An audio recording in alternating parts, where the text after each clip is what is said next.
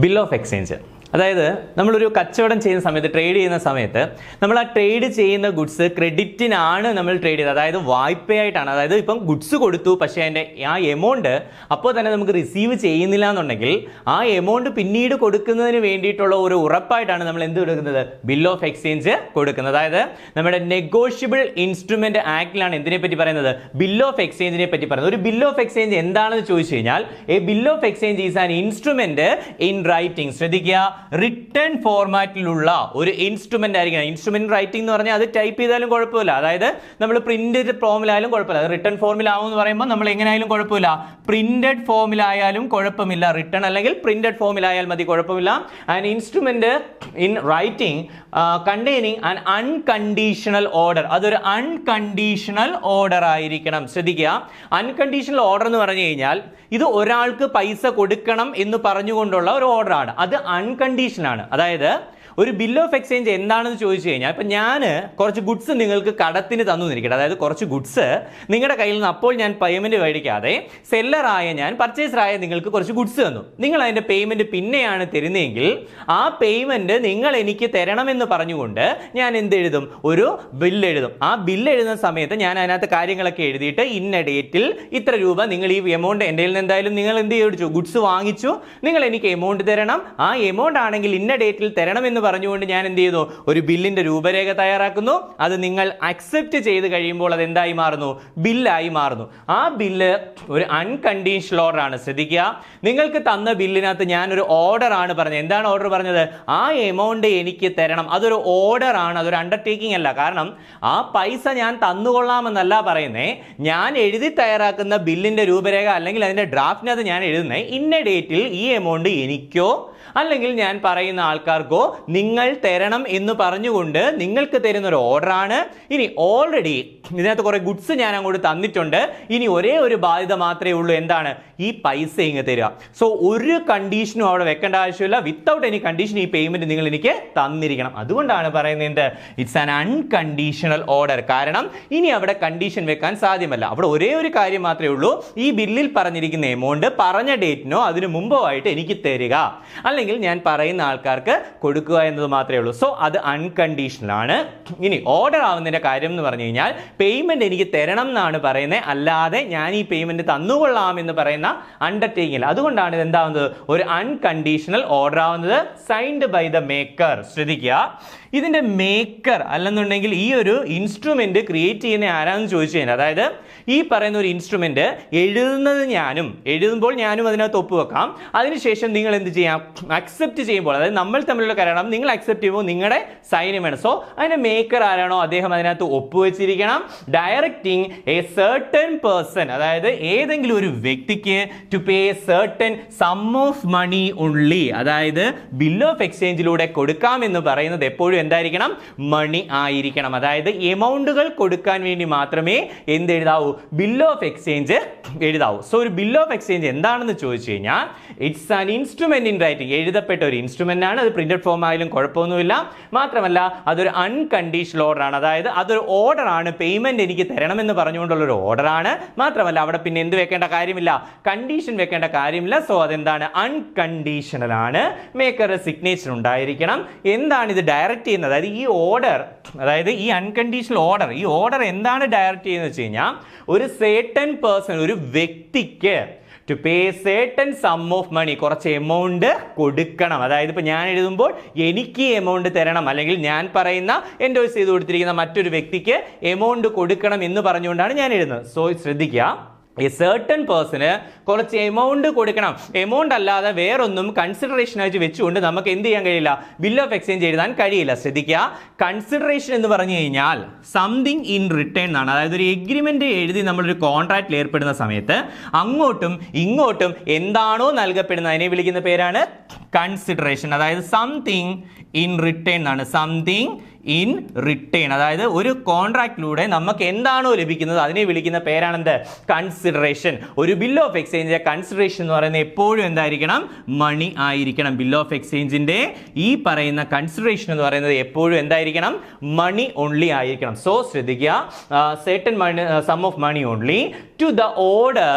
അതായത് ഇത് ആർക്ക് കൊടുക്കണമെന്ന് വെച്ച് കഴിഞ്ഞാൽ, ഒന്നെങ്കിൽ ഓർഡർ പേഴ്സൺ ആർക്കാണോ അതല്ലെന്നുണ്ടെങ്കിൽ ഓർ ടു ദ ബെയറർ, അല്ലെങ്കിൽ ബെയറർ പേഴ്സൺ ആരാണോ അവർക്ക് കൊടുക്കണം. അതായത് ഒന്നെങ്കിൽ ഓർഡർ പേഴ്സൺ അല്ലെങ്കിൽ ബെയറർ പേഴ്സൺ. ശ്രദ്ധിക്കുക, ഓർഡർ ആവുന്ന എപ്പോഴാണ് ബെയറർ ആവുന്ന എപ്പോഴാണെന്ന് ചോദിച്ചു കഴിഞ്ഞാൽ ഒരു ഇൻസ്ട്രുമെന്റിനെ നമുക്ക് ഒന്നുകിൽ ഓർഡർ ഇൻസ്ട്രുമെന്റ് എന്നോ ബെയറർ ഇൻസ്ട്രുമെന്റ് എന്നോ നമുക്ക് തരംതിരിക്കുക. അത് നമ്മൾ എഴുതുന്നതനുസരിച്ചാണ്.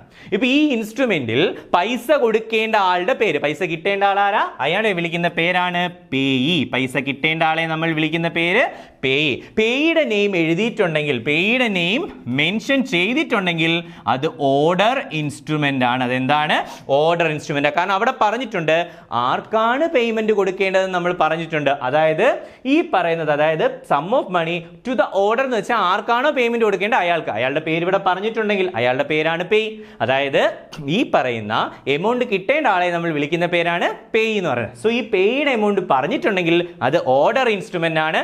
പേയുടെ എമൗണ്ട് പറഞ്ഞിട്ടില്ലെങ്കിൽ അത് ബെയറർ ഇൻസ്ട്രുമെന്റ് ആണ്. കാരണം അത് കൈവശം വെച്ചേക്കുന്നത് ആരോ അവർക്ക് പേയ്മെന്റ് കൊടുക്കേണ്ടതായിട്ട് വരും. അതായത് ബെയറർ ഇൻസ്ട്രുമെന്റിൽ എന്തില്ല, പേയുടെ നെയിം വെച്ചിട്ടില്ല എങ്കിൽ, അതായത് പേയുടെ നെയിം വെക്കുന്നുണ്ടെങ്കിൽ അതെന്താണ്? ഓർഡർ ഇൻസ്ട്രുമെന്റ് ആണ്. പേയുടെ നെയിം വെക്കുന്നില്ല എങ്കിൽ അതെന്താണ്? ബെയറർ ഇൻസ്ട്രുമെന്റ് ആണ്. അതായത് ഒന്നെങ്കിൽ പേയുടെ നെയിം വെച്ചുകൊണ്ടോ അല്ലെങ്കിൽ പേയുടെ നെയിം വെക്കാതെയോ നമുക്ക് എന്ത് എഴുതാം? ഈ ബിൽ ഓഫ് എക്സ്ചേഞ്ച് എഴുതാം. പേയുടെ നെയിം വെച്ച് കഴിഞ്ഞാൽ ആ പേയ്ക്ക് പൈസ കൊടുക്കണം. അതാണ് ഈ സം ഓഫ് മണി ആർക്ക് കൊടുക്കണം? ഓർഡർ പേയ്മെന്റ് ചെയ്യണം. അല്ലെങ്കിൽ ടു ഓർഡർ എന്ന് വെച്ചാൽ പേയുടെ പേര് എഴുതിയിട്ടുണ്ട്, ആ പേയ്ക്ക് കൊടുക്കണം. അല്ലെന്നുണ്ടെങ്കിൽ നമ്മൾ ആർക്ക് കൊടുക്കണം? ഈ ബെയറർ ആരാണ്? അതായത് ഇവിടെ ആരുടെ പേര് പറയുന്നില്ല, പേയുടെ പേര് പറയുന്നില്ല. പേയുടെ പേര് പറയുന്നില്ല എങ്കിൽ ആ ഇൻസ്ട്രുമെന്റിന്റെ പൊസഷൻ ആരുടെ കയ്യിൽ ഇരിക്കുന്നോ, ശ്രദ്ധിക്കുക, ഇമ്പോർട്ടന്റ് ആണ്. ആ ഇൻസ്ട്രുമെന്റിന്റെ പൊസഷൻ അത് ആര് കൈവശം വെക്കുന്നോ ആ കൈവശം വെക്കുന്ന വ്യക്തിക്ക് എമൗണ്ട് കൊടുക്കുന്നതിനെ വിളിക്കുന്ന പേരാണ് bearer instrument. So negotiable instrument ആക്ടിലാണ്, അതായത് NI ആക്ട്, നെഗോഷ്യബിൾ ഇൻസ്ട്രുമെന്റ് ആക്ടിലാണ് ഇതിനെ പറ്റി പറയുന്നത്, ബിൽ ഓഫ് എക്സ്ചേഞ്ചിനെ പറ്റി പറയുന്നത്. സോ ആ നിയമപ്രകാരം ബിൽ ഓഫ് എക്സ്ചേഞ്ച് എന്ന് പറയുന്ന ഒരു റിട്ടൺ ഫോർമാറ്റിലുള്ള ഇൻസ്ട്രുമെന്റ് ആണ്. റിട്ടൺ ഫോർമാറ്റിലുള്ള ഇൻസ്ട്രുമെന്റ് ആണ്. ഇതൊരു അൺകണ്ടീഷണൽ ഓർഡർ ആണ്. അതായത് വിത്തൗട്ട് എനി കണ്ടീഷണൽ ആണ്. അതായത് ഈ പൈസ തരണമെന്ന് മാത്രമേ പറയൂ. നിങ്ങൾ പൈസ തരണം, ആ എമൗണ്ട് കൊടുക്കണം എന്ന് മാത്രമേ പറയൂ. അത് എന്ത് ഇന്ന കണ്ടീഷൻ വെച്ചുകൊണ്ട് കൊടുക്കണമെന്ന് പറയില്ല. അതായത് അവിടെ എന്ത് ഇമ്പോസ് ചെയ്യാൻ കഴിയില്ല, കണ്ടീഷൻ ഇമ്പോസ് ചെയ്യാൻ കഴിയില്ല വിത്തൗട്ട് എനി കണ്ടീഷൻ. അതുകൊണ്ടാണ് അതിനെ എന്തെന്ന് വിളിക്കുന്നത്? അൺകണ്ടീഷണൽ ആണെന്ന് വിളിക്കുന്നത്. It's an unconditional order. ഇനി signed by the maker, maker signature ഉണ്ടായിരിക്കണം. Directing a certain person, certain person എന്ന് വെച്ച് കഴിഞ്ഞാൽ ഏതാണോ ആ പൈസ കിട്ടേണ്ട വ്യക്തി, അത് ഓർഡർ ആയാം അല്ലെങ്കിൽ ബെയർ ആവാം. To a certain person a sum of money only, എന്ത് കൊടുക്കാമെന്ന് മാത്രമേ എഴുതാവൂ, എമൗണ്ട് കൊടുക്കാമെന്ന് എഴുതാവൂ. അതായത് എമൗണ്ട് അല്ലാതെ ആ സം ഓഫ് മണി, ആ മണിയെയാണ് നമ്മൾ അവിടുത്തെ എന്തെന്ന് വിളിക്കുന്നത്? കൺസിഡറേഷൻ അല്ലെങ്കിൽ സംതിങ് ഇൻ റിട്ടേൺ എന്ന് അറിയുന്നത്. ഇനി ഇത് ആർക്ക് കൊടുക്കണം? ഒന്നുകിൽ ബെയറർക്ക് കൊടുക്കാം അല്ലെങ്കിൽ ഓർഡർ കൊടുക്കുക. അതായത് ഒന്നുകിൽ പേയുടെ പേര് എഴുതിയിട്ടുണ്ടെങ്കിൽ ആ പേയ്ക്ക് പൈസ കൊടുക്കണം. അതായത് ഈ പറയുന്ന ഇൻസ്ട്രുമെന്റിന്റെ പേയ്മെന്റിന്റെ അതൊരു ഡേറ്റ് വരുമ്പോൾ ആ പേയ്മെന്റ് ഒന്നുകിൽ അതിനകത്ത് പേയുടെ നെയിം വരുന്നുണ്ടെങ്കിൽ പേയ്ക്ക് കൊടുക്കണം, അതിനെ ഓർഡർ ഇൻസ്ട്രുമെന്റ് എന്നും. ഇനി പേയുടെ നെയിം വരുന്നില്ല എന്നുണ്ടെങ്കിൽ അത് ആർക്ക് കൊടുക്കണം? കൈവശം വെച്ചേക്കുന്ന പൊസിഷനുള്ള ആർക്ക് കൊടുക്കണോ അതിനെ വിളിക്കുന്ന പേരാണ് ബെയറർ ഇൻസ്ട്രുമെന്റ്. സോ ഇതാണ് നെഗോഷ്യബിൾ ഇൻസ്ട്രുമെന്റ് ആക്ടിൽ പറയുന്ന ബിൽ ഓഫ് എക്സ്ചേഞ്ച് എന്ന് പറയുന്നത്. ഇനി ബിൽ ഓഫ് എക്സ്ചേഞ്ചിന് ഒരുപാട് പ്രത്യേകതകളുണ്ട്. അതുപോലെ ബിൽ ഓഫ് എക്സ്ചേഞ്ചിൽ പ്രധാനമായിട്ടും 3 പാർട്ടികളാണ് വരുന്നത്. അതായത് ഒരു ബിൽ ഓഫ് എക്സ്ചേഞ്ചിൽ പ്രധാനമായിട്ടും 3 പാർട്ടികൾ. 1 ഡ്രോയർ, 2 ഡ്രോയി, 3 പേ. നമുക്കറിയാം റിട്ടൺ ചെയ്യുന്ന ആളെ, എഴുതുന്ന ആളെ നമ്മൾ വിളിക്കുന്ന പേരാണെന്ത്? ഡ്രോയർ എന്ന് വിളിക്കുന്നത്. എഴുതുന്ന ആളെ വിളിക്കുന്ന പേരാണ് ഡ്രോയർ. അതായത് A person who rights the bill, ആ ബിൽ എഴുതുന്നതാരോ അവരെ വിളിക്കുന്ന പേരാണെന്ത്? ഡ്രോയർ. അതായത് ഒരു ബിൽ ഓഫ് എക്സ്ചേഞ്ച് എങ്ങനെ എഴുതുന്നത് ചോദിച്ചു കഴിഞ്ഞാൽ, അതായത് ഒരു ഗുഡ്സ് നമ്മൾ കടത്തിന് കൊടുക്കുമല്ലോ, ഒരു ഗുഡ്സ് നമ്മൾ കടത്തിന് കൊടുക്കുന്ന സമയത്ത് ഈ പറയുന്ന സെല്ലർ ആർക്കാ കൊടുക്കുന്നത്? ഈ പറയുന്ന പർച്ചേസർക്ക് കൊടുക്കും. അതായത് ഞാൻ നിങ്ങൾക്ക് തരുമ്പോൾ അതിന്റെ പൈസ നിങ്ങൾ എനിക്ക് തരണമെങ്കിൽ ഞാൻ ആരാ? നിങ്ങളുടെ ക്രെഡിറ്റർ ആണ്. നിങ്ങൾ എനിക്ക് ഇങ്ങോട്ട് പൈസ തരേണ്ടതുകൊണ്ട് നിങ്ങൾ ആരാ? ഡെപ്റ്റർ ആണ്. സോ ഈ ബില്ലിന്റെ ആദ്യം എന്ത് ചെയ്യുമെന്ന് അറിയാമോ? ഒരു ഡ്രാഫ്റ്റ് പ്രിപ്പയർ ചെയ്യും. അതായത് ഇതിന്റെ ഒരു കരട് രൂപം പ്രിപ്പയർ ചെയ്യും. ഈ ഡ്രാഫ്റ്റ് പ്രിപ്പയർ ചെയ്യുന്നത് ആരാണ്? ഡ്രോയർ ആണ്. ഈ ഡ്രാഫ്റ്റ് പ്രിപ്പയർ ചെയ്യുന്ന ആരാണ്? ഡ്രോയർ ആണ്. ഈ ഡ്രാഫ്റ്റ് ഡ്രോയർ പ്രിപ്പയർ ചെയ്യും. ഈ ഡ്രോയർ പ്രിപ്പയർ ചെയ്യുന്ന ഡ്രാഫ്റ്റ്, ആ ഡ്രോയർ പ്രിപ്പയർ ചെയ്യുന്ന ഡ്രാഫ്റ്റ് ഈ ആരുടെ കയ്യിൽ കൊടുക്കും? നേരെ ഡ്രോയിയുടെ കയ്യിൽ കൊടുക്കും. അതായത് നിങ്ങളാണ് ഇത് അക്സെപ്റ്റ് ചെയ്യാൻ പോകുന്നത്, നിങ്ങൾ എനിക്ക് പൈസ തരേണ്ടവരാണ്, നിങ്ങൾ ആരാ? ഡെപ്റ്റർ ആണ്. നിങ്ങൾ എൻ്റെ ആരാണ്? ഡെപ്റ്റർ ആണ്. ഞാൻ നിങ്ങളുടെ ക്രെഡിറ്ററുമാണ്. ഒരു ബിൽ ഓഫ് എക്സ്ചേഞ്ച് എങ്ങനെ എഴുതുമെന്ന് ചോദിച്ചു കഴിഞ്ഞാൽ, ഒരു ക്രെഡിറ്റർ ഈ പേയ്മെന്റ് തരേണ്ടതിന്റെ ഒരു കരട് രേഖ തയ്യാറാക്കും. അത് ആർക്ക് കൊടുക്കും? ഡെപ്റ്റർക്ക് കൊടുക്കും. അത് ആർക്ക് കൊടുക്കും? ഡെപ്റ്റർക്ക് കൊടുക്കുന്നു. ഡെപ്റ്റർ ആണെങ്കിൽ ആ ബിൽ ഓഫ് എക്സ്ചേഞ്ച് ആയിട്ട് വരുന്ന ആ ഡോക്യുമെന്റിനെ അക്സെപ്റ്റ് ചെയ്യും. അതിനെ എന്ത് ചെയ്യും? അക്സെപ്റ്റ് ചെയ്യും. ഇയാൾ ഇത് അക്സെപ്റ്റ് ചെയ്താൽ മാത്രമേ അത് ബില്ലാവൂ. അതായത് ഞാനാണ് നിങ്ങളുടെ ക്രെഡിറ്റർ, നിങ്ങൾ എൻ്റെ ഡെപ്റ്റർ ആണ്, ഞാൻ നിങ്ങൾക്ക് ഗുഡ്സ് വിറ്റതാണ്, നിങ്ങൾക്ക് അതിൻ്റെ പേയ്മെൻറ്റ് കിട്ടിയിട്ടില്ല എങ്കിൽ ഞാൻ എന്ത് ചെയ്യുന്നു? ഞാൻ ഇതിൻ്റെ പേയ്മെൻറ്റ് എനിക്ക് തരണം, അതായത് എനിക്ക് ഇന്ന ഡേറ്റിൽ തരണം, അല്ലെങ്കിൽ ഞാൻ പറയുന്ന ആൾക്ക് കൊടുക്കണം എന്ന് പറഞ്ഞുകൊണ്ട് ഞാൻ നിങ്ങളുടെ കയ്യിലേക്ക് ഇതിൻ്റെ കരട് അങ്ങോട്ട് തരും. നിങ്ങൾ അത് അക്സെപ്റ്റ് ചെയ്യണം. ഒപ്പ് വെച്ച് കഴിയുമ്പോൾ അത് ബില്ലാവും. എന്നിട്ട് ആ ബില്ല് അക്സെപ്റ്റ് ചെയ്യുമ്പോഴാണ് അത് എന്താവുന്നത്? ബില്ലാവുന്നത്. ആ ബില്ല് തിരിച്ച് ആര് സൂക്ഷിച്ചു വെക്കുകയും ചെയ്യും? ക്രെഡിറ്റർ. കാരണം പൈസ കിട്ടേണ്ടത് എനിക്കാ. പൈസ കിട്ടാനുള്ള ക്രെഡിറ്റർ ഞാനാണെങ്കിൽ എനിക്കാണ് അതിൻ്റെ ഉറപ്പ് വേണ്ടത്. സോ ഇത് ഞാൻ മേടിച്ചു. അതായത് ഒരു കരട് രേഖ പൈസ തരാനുള്ളതിൻ്റെ തയ്യാറാക്കി ഞാൻ, ആരാ? ക്രെഡിറ്റർ. നിങ്ങൾക്ക് സാധനം തന്ന ആൾ തയ്യാറാക്കി നിങ്ങളുടെ കയ്യിൽ തന്ന് നിങ്ങൾ അത് ഒപ്പുവെച്ച് കഴിയുമ്പോൾ അത് ബില്ലാവും. തിരിച്ച് അതിൻ്റെ പൈസ കിട്ടേണ്ട എനിക്കായതുകൊണ്ട് ആ ഇൻസ്ട്രുമെന്റ് ഞാൻ ഇങ്ങ് വാങ്ങിച്ച് എൻ്റെ കയ്യിൽ വെക്കുകയും ചെയ്യും. സോ ഇത്തരത്തിൽ ഈ ഇൻസ്ട്രുമെന്റ് ആദ്യമായിട്ട് എഴുതപ്പെടുന്ന ആള്, ആ ഡ്രാഫ്റ്റ് പ്രിപ്പയർ ചെയ്യുന്ന ആള്, അയാളെ വിളിക്കുന്ന പേരാണെന്ത്? ഡ്രോയർ. അയാളെ വിളിക്കുന്ന പേരാണ് ഡ്രോയർ. ആ ഡ്രോയറിനെ സെല്ലറിനോ ക്രെഡിറ്ററിനോ വിളിക്കാൻ നമുക്കറിയാം. കാരണം ഗുഡ്സ് വിറ്റ ആളാണ്. ഗുഡ്സ് വിറ്റ ആള്, അയാൾക്ക് പൈസ കിട്ടേണ്ടതാണ്. പൈസ കിട്ടേണ്ടതുകൊണ്ട് അയാൾ ആരായി? ക്രെഡിറ്റർ ആയി. സോ ഇത് എഴുതപ്പെട്ട ആൾ, അതായത് ഒരു ബിൽ ഓഫ് എക്സ്ചേഞ്ച് എഴുതുന്ന ആളെ, ഇത് വേണമെങ്കിൽ ഇങ്ങനെ തന്നെ ചോദിക്കണമെന്നല്ല, അതായത് the person who write the bill എന്ന് പറഞ്ഞാലും the person who rights the draft അല്ലെങ്കിൽ പ്രിപ്പയർ ദ ഡ്രാഫ്റ്റ് എന്ന് ചോദിച്ചാലും ആൻസർ എന്താണ്? ഡ്രോയർ ആണ്. ആൻസർ എന്താണ്? ഡ്രോയർ. ഇനി ജനറലി നമുക്ക് ഡ്രോയർ എന്നതിനേക്കാൾ കൂടുതൽ ക്രെഡിറ്റർ എന്നാണ് ഓപ്ഷനകത്ത് വരാൻ ചാൻസ് ഉള്ളത്. So the person who rights the bill, ആരാണോ ബില്ല് എഴുതുന്നത്, നമുക്കറിയാം ആരാ ബില്ല് എഴുതുന്നത്? ഗുഡ്സ് വിറ്റ സെല്ലർ ആണ്. അയാൾക്ക് പൈസ കിട്ടാനുള്ളതാണ്. അയാൾ ആരാ? ക്രെഡിറ്റർ ആണ്. ഇനി ബില്ല് ഞാൻ എഴുതി കഴിഞ്ഞാൽ നിങ്ങൾക്ക് തരും. നിങ്ങൾക്ക് തരുമ്പോൾ നിങ്ങളുടെ സിഗ്നേച്ചർ അതിനകത്ത് നിർബന്ധമായും ഇട്ടിരിക്കണം. അങ്ങനെ അതിനകത്ത് സിഗ്നേച്ചർ ഇടുന്ന വ്യക്തി, അതായത് the person to whom the bill is drawn, ആർക്ക് വേണ്ടിയിട്ടാണോ ഈ ബില്ല് എഴുതപ്പെട്ടത്, അല്ലെങ്കിൽ the person who accept the bill, അങ്ങനെ വേണമെങ്കിൽ ചോദിക്കാം കേട്ടോ. The person who accept the bill accept ചെയ്യുന്ന വ്യക്തി, the person who accept the bill. ഇതിന്റെ രണ്ടിന്റെ ആൻസർ എന്ന് പറയുന്നത് നിങ്ങളാണ് അത് അക്സെപ്റ്റ് ചെയ്ത്. അക്സെപ്റ്റ് ചെയ്ത് എങ്ങനെ? നിങ്ങൾ ഒപ്പിട്ടു, നിങ്ങളുടെ സിഗ്നേച്ചർ ഇട്ട് നിങ്ങൾ അത് എന്ത് ചെയ്തു? അക്സെപ്റ്റ് ചെയ്തു. സോ നിങ്ങൾ അക്സെപ്റ്റ് ചെയ്ത നിങ്ങൾ, അതല്ലെന്നുണ്ടെങ്കിൽ ഞാൻ ആർക്ക് വേണ്ടിയിട്ടാണോ, അതായത് ഞാൻ ക്രെഡിറ്റർ ആണ്. ഒരു ക്രെഡിറ്റർ തൻ്റെ ഡെപ്റ്റർക്ക് മേൽ എഴുതുന്ന ഒരു written acknowledgement of ഡെപ്റ്റ്, written acknowledgement of ഡെപ്റ്റ്, അതായത് ഒരു കടബാധ്യതയുടെ റിട്ടൺ അക്നോളജ്മെന്റ് ആണ് എന്തെന്ന് പറയുന്നത്? Bill of exchange. അതിന്റെ ഡെഫിനിഷൻ തന്നെ എങ്ങനെയാണ് വരുന്നത്? ക്രെഡിറ്റർ ആർക്ക്? ഈ ഡെപ്റ്ററുടെ മേൽ, ക്രെഡിറ്റർ ഡെപ്റ്ററുടെ മേൽ എഴുതപ്പെടുന്ന ഒരു എന്താണ്? Written acknowledgement of ഡെപ്റ്റിനെയാണ് bill of exchange എന്ന് പറയുന്നത്. ആ ബിൽ ഓഫ് എക്സ്ചേഞ്ച് ആർക്ക് വേണ്ടിയിട്ടാണോ എഴുതുന്നത്? ആരാ എഴുതുന്നത്? ഡ്രോയറായ ഞാൻ എഴുതുന്നു. ആർക്ക് വേണ്ടി എഴുതുന്നു? ഡെപ്റ്ററായ നിങ്ങൾക്ക് വേണ്ടി എഴുതുന്നു. സോ ആ ഡെപ്റ്റർ നിങ്ങളാണല്ലോ ഗുഡ്സ് വാങ്ങിച്ചേ, അല്ലെങ്കിൽ ബയർ അല്ലെങ്കിൽ പർച്ചേസർ, നിങ്ങളാണല്ലോ അക്സെപ്റ്റ് ചെയ്തേ. സോ അക്സെപ്റ്റ് ചെയ്ത വ്യക്തി, അതായത് ആർക്ക് വേണ്ടിയിട്ടാണോ ബില്ല് എഴുതിയത്? നിങ്ങൾക്ക് വേണ്ടിയിട്ടാണ്. ആരാണോ അക്സെപ്റ്റ് ചെയ്തത്? നിങ്ങളാണ് അക്സെപ്റ്റ് ചെയ്തത്. ആ നിങ്ങളെ വിളിക്കുന്ന പേര്, പൈസ തരാനുള്ള നിങ്ങളെ വിളിക്കുന്ന പേരാണെന്ത്? ഡെപ്റ്റർ. ഇനി ഗുഡ്സ് വാങ്ങിച്ചുകൊണ്ട് നിങ്ങളെ എന്തെന്ന് വിളിക്കാം? ബയർ എന്നും വിളിക്കാം. ഇനി ഒരു ബിൽ ഓഫ് എക്സ്ചേഞ്ചിലെ മൂന്നാമത്തെ പാർട്ടിയാണ് പേയി. ശ്രദ്ധിക്കുക, പേയി ആരാണെന്ന് ചോദിച്ചു കഴിഞ്ഞാൽ ആർക്കാണോ ബിൽ ഓഫ് എക്സ്ചേഞ്ചിൽ പൈസ കിട്ടേണ്ടത്, പേയ്മെന്റ് കിട്ടേണ്ട വ്യക്തിയെ നമ്മൾ വിളിക്കുന്ന പേരാണെന്ത്? പേയ്. അതായത് പേയ് ആരാണെന്ന് പറഞ്ഞു കഴിഞ്ഞാൽ the person to whom the payment is to be made, അതായത് പേയ്മെന്റ് കൊടുക്കുന്നത് ആർക്കാണോ, അതായത് ഈ ബിൽ ഓഫ് എക്സ്ചേഞ്ചിൽ പൈസ എന്ന് പറഞ്ഞത്, ശ്രദ്ധിക്കുക, ഈ പേയ് എന്ന് പറയുന്ന വേണമെങ്കിൽ ആര് തന്നെ ആവാം? ഡ്രോയർ തന്നെ ആവാം. കാരണം നിങ്ങൾ എനിക്കാണ് പൈസ തരുന്നതെങ്കിൽ ഇതിൽ എനിക്ക് പൈസ തരാനാണല്ലോ എഴുതുന്നത്. സോ നിങ്ങളാണല്ലോ പൈസ തരേണ്ടത്. ഞാൻ ക്രെഡിറ്റർ ആണ്, നിങ്ങൾ ഡെപ്റ്റർ ആണ്, അല്ലെങ്കിൽ ഞാൻ സെല്ലർ ആണ്, നിങ്ങൾ ആരാണ്? ബയർ ആണ്. സോ എനിക്ക് പേയ്മെന്റ് തരുന്ന സമയത്ത് ഞാൻ തന്നെയാണ് അതിന്റെ പേയ്മെന്റ് വാങ്ങുന്നതെങ്കിൽ ഡ്രോയർ ആയ ഞാനും ആരാണ്? പേയ് ആണ്. ഇനി അതല്ല, എൻ്റെ കയ്യിലിരുന്ന ബിൽ ഓഫ് എക്സ്ചേഞ്ചിന്റെ പൈസ വാങ്ങാനുള്ള അവകാശം ഞാൻ വേറൊരാൾക്ക് കൊടുത്താൽ, അതായത് ഇത് എൻഡോഴ്സ് ചെയ്ത് കൊടുത്തു കഴിഞ്ഞാൽ, വേറൊരാൾക്ക് കൊടുത്തു കഴിഞ്ഞാൽ ആ വേറൊരാൾ ആരാണോ, തേർഡ് പാർട്ടി ആരാണോ, അയാൾക്ക് പേയ്മെന്റ് കൊടുക്കേണ്ടി വരും. അതുകൊണ്ടാണ് പറയുന്നത് person to whom the payment is to be made. ആ പേയ്മെന്റ് കിട്ടുന്നത് മേ ബി ഡ്രോയർ ആവാം. അതായത് ഞാനൊരു ബില്ലിൻ്റെ കരട് രൂപ ഇളക്കി അതിൻ്റെ ഡ്രാഫ്റ്റ് എഴുതി അത് നിങ്ങളുടെ കയ്യിൽ തന്നു, നിങ്ങൾ ഒപ്പിട്ട് ബില്ലാക്കി എൻ്റെ കയ്യിൽ തന്നു. ആ ബില്ല് ഞാൻ എൻ്റെ കയ്യിൽ തന്നെ വെച്ചേക്കുന്നു. ലാസ്റ്റ് പൈസ നിങ്ങൾ എനിക്കാണ് തരുന്നതെങ്കിൽ ഞാൻ ഡ്രോയർ ആണല്ലോ. ആ ഡ്രോയറായ അല്ലെങ്കിൽ ക്രെഡിറ്ററായ സെല്ലറായ ഞാൻ അതിൻ്റെ ആരാവും? പേയി ആവും. അതായത് പേയി ആരാവാം? ഡ്രോയർ ആവാം. അല്ലെങ്കിൽ ഞാനിത് മറ്റൊരാൾക്ക് കൊടുത്തു കഴിഞ്ഞാൽ, മറ്റൊരാളെന്ന് പറയുമ്പം ചിലപ്പോൾ ഞാനിത് ബാങ്കിൽ കൊണ്ടുപോയി ഡിസ്കൗണ്ട് ചെയ്തെന്നിരിക്കും. ബാങ്കിൽ കൊണ്ടുപോയി ഡിസ്കൗണ്ട് ചെയ്താൽ പൈസ പിന്നെ കൊടുക്കേണ്ടത് ബാങ്കിനാണ്. അതായത് പേയി എന്ന് വെച്ചാൽ ആരാ?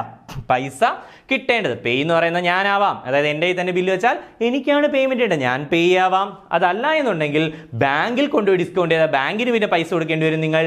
സോ ബാങ്ക് ആവാം. അല്ലെങ്കിൽ ഞാൻ മറ്റേതെങ്കിലും വ്യക്തികൾക്കോ സ്ഥാപനങ്ങൾക്കോ കൊടുത്തു കഴിഞ്ഞാൽ തേർഡ് പാർട്ടി, മറ്റേ സ്ഥാപനം എന്ന് പറഞ്ഞു കഴിഞ്ഞാൽ ഈ പറയുന്ന ബിൽ ഓഫ് എക്സ്ചേഞ്ച് വേണമെങ്കിൽ വേറെ ആൾക്കാർക്ക് വിൽക്കാം. അതിനെ ഫാക്ടറിങ് എന്നാണ് വിളിക്കുന്നത്. അത് ചെയ്യുന്നവരെ ഫാക്ടർ എന്നാണ് വിളിക്കുന്നത് കേട്ടോ. അതായത് ബിൽ ഓഫ് എക്സ്ചേഞ്ചുകൾ പർച്ചേസ് ചെയ്യുന്ന ആൾക്കാരെ നമ്മൾ വിളിക്കുന്ന പേര് ഫാക്ടർ പേയ്മെന്റുകൾ അല്ലെങ്കിൽ ഫാക്ടർ എന്നാണ്. അതായത് ബിൽ ഓഫ് എക്സ്ചേഞ്ച് അവരെന്ത് ചെയ്യുന്നു? ബൾക്കായിട്ട് വാങ്ങിച്ചുകൊണ്ടോ. അവർ വാങ്ങിച്ചുകൊണ്ട് പോയാൽ അവർക്കാണ് പൈസ കൊടുക്കേണ്ടത്. സോ തേർഡ് പാർട്ടി ആയിട്ട് ആര് വരാം? ഈ ഫാക്ടറും വരാം, അല്ലെങ്കിൽ മറ്റേതെങ്കിലും വ്യക്തികളും വരാം. സോ 3 പാർട്ടികളാണ് ബിൽ ഓഫ് എക്സ്ചേഞ്ചിലുള്ളത്. ഒന്ന് ഈ സെല്ലർ, അതായത് ഗുഡ്സ് കടത്തിന് കൊടുക്കുന്ന സെല്ലർ ഇത് എഴുതുന്നുണ്ട്. സോ സെല്ലറായ ഡ്രോയർ അല്ലെങ്കിൽ ക്രെഡിറ്ററായ ഡ്രോയർ ഉണ്ട്. ആർക്ക് വേണ്ടിയിട്ടാണോ എഴുതേണ്ടത്, അതല്ല എന്നുണ്ടെങ്കിൽ ആരാണോ ഇത് അക്സെപ്റ്റ് ചെയ്യേണ്ടത്, അയാളെ വിളിക്കുന്ന പേര് ഡ്രോയി എന്നും. ഇതിന്റെ പേയ്മെന്റ് അൾട്ടിമേറ്റ്ലി ആർക്ക് കിട്ടുമോ? ശ്രദ്ധിക്കുക, അത് ആർക്ക് കിട്ടുമെന്ന് പറയാൻ പറ്റില്ല. ചിലപ്പം ഇപ്പം ഞാനും നിങ്ങളും തമ്മിലുള്ള കേസ് തന്നെ പറയുകയാണെങ്കിൽ, ഞാനൊരു ഡ്രോയർ ആണ്, നിങ്ങൾ ഡ്രോയി ആണെങ്കിൽ എനിക്ക് നിങ്ങൾ പൈസ കൊണ്ട് തരുവാണെങ്കിൽ ഞാനാണ് അതിൻ്റെ പേ എന്ന് പറയുന്നത്. ഞാൻ ബാങ്കിൽ കൊണ്ടുപോയി ഡിസ്കൗണ്ട് റേറ്റിൽ മാറ്റിയെടുത്താൽ ബാങ്കിനാണ് നിങ്ങൾ പൈസ കൊടുക്കേണ്ടത്. സോ പൈസ കിട്ടേണ്ടത് ബാങ്കിനാണല്ലോ, കിട്ടേണ്ടത് പേ ചെയ്യണമല്ലോ. സോ ബാങ്ക് പേ ആവും. ഇനി അതല്ല ഇതേപോലെ ഫാക്ടറോ അല്ലെങ്കിൽ മറ്റേതെങ്കിലും മിക്സ്ഡ് എക്സോ മിക്സ്ഡ് വൈയോ ഏതെങ്കിലും ഒരു വ്യക്തിക്കാണ് ഞാൻ ഈ കൊടുക്കുന്നെങ്കിൽ ആ വ്യക്തിക്ക് നിങ്ങൾ അത് കൊടുക്കേണ്ടി വരും. സോ വ്യക്തിക്ക് കൊടുക്കേണ്ടി വരുമ്പോൾ ആ ഒരു തേർഡ് പാർട്ടി, ഇവരെ എല്ലാം നമ്മൾക്ക്, അതായത് ആരോ ആയിക്കോട്ടെ, ഞാനോ ബാങ്കോ മറ്റ് തേർഡ് പാർട്ടി ആയിക്കോട്ടെ, ഒരൊറ്റ കണ്ടീഷൻ മാത്രം, പേയ്മെന്റ് കിട്ടേണ്ടത് എനിക്കായിരിക്കണം.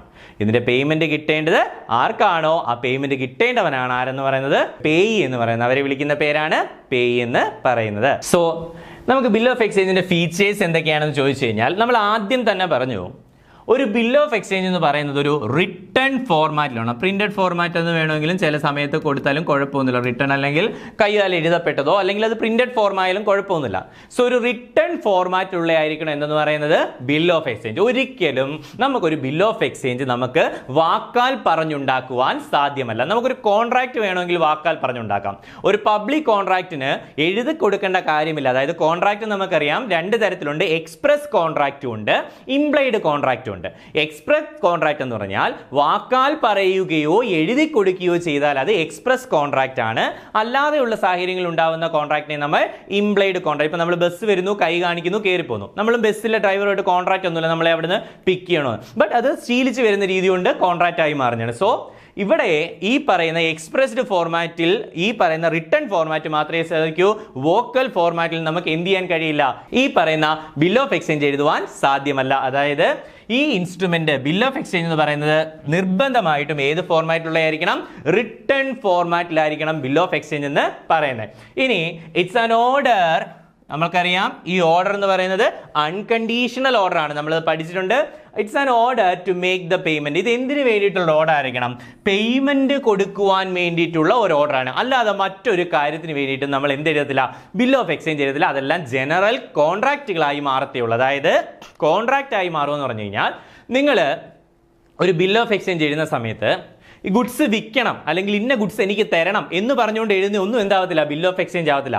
ഓൾറെഡി ഒരു ജെനുവിൻ ട്രേഡ് ട്രാൻസാക്ഷൻ നടക്കുമ്പോൾ, അതായത് കൃത്യമായി സാധനങ്ങൾ വിൽക്കുകയും വിറ്റത് ക്രെഡിറ്റ് സെയിൽ ആവുകയും ചെയ്യുന്ന സാഹചര്യങ്ങളിലാണ് എന്തുണ്ടാവുന്നത്? ബിൽ ഓഫ് എക്സ്ചേഞ്ച് ഉണ്ടാവുന്നത്. ആ ബിൽ ഓഫ് എക്സ്ചേഞ്ച് എഴുതുന്ന സമയത്ത് നിങ്ങൾ ശ്രദ്ധിക്കേണ്ട ഒരേ ഒരു കാര്യം, അവിടെ കൊടുക്കേണ്ടത് പേയ്മെന്റ് ആയിരിക്കണം. അതായത് ഈ പറയുന്ന മണി കൊടുക്കുക എന്നത് മാത്രമായിരിക്കണം അവിടുത്തെ എന്തെന്ന് പറയുന്നത്?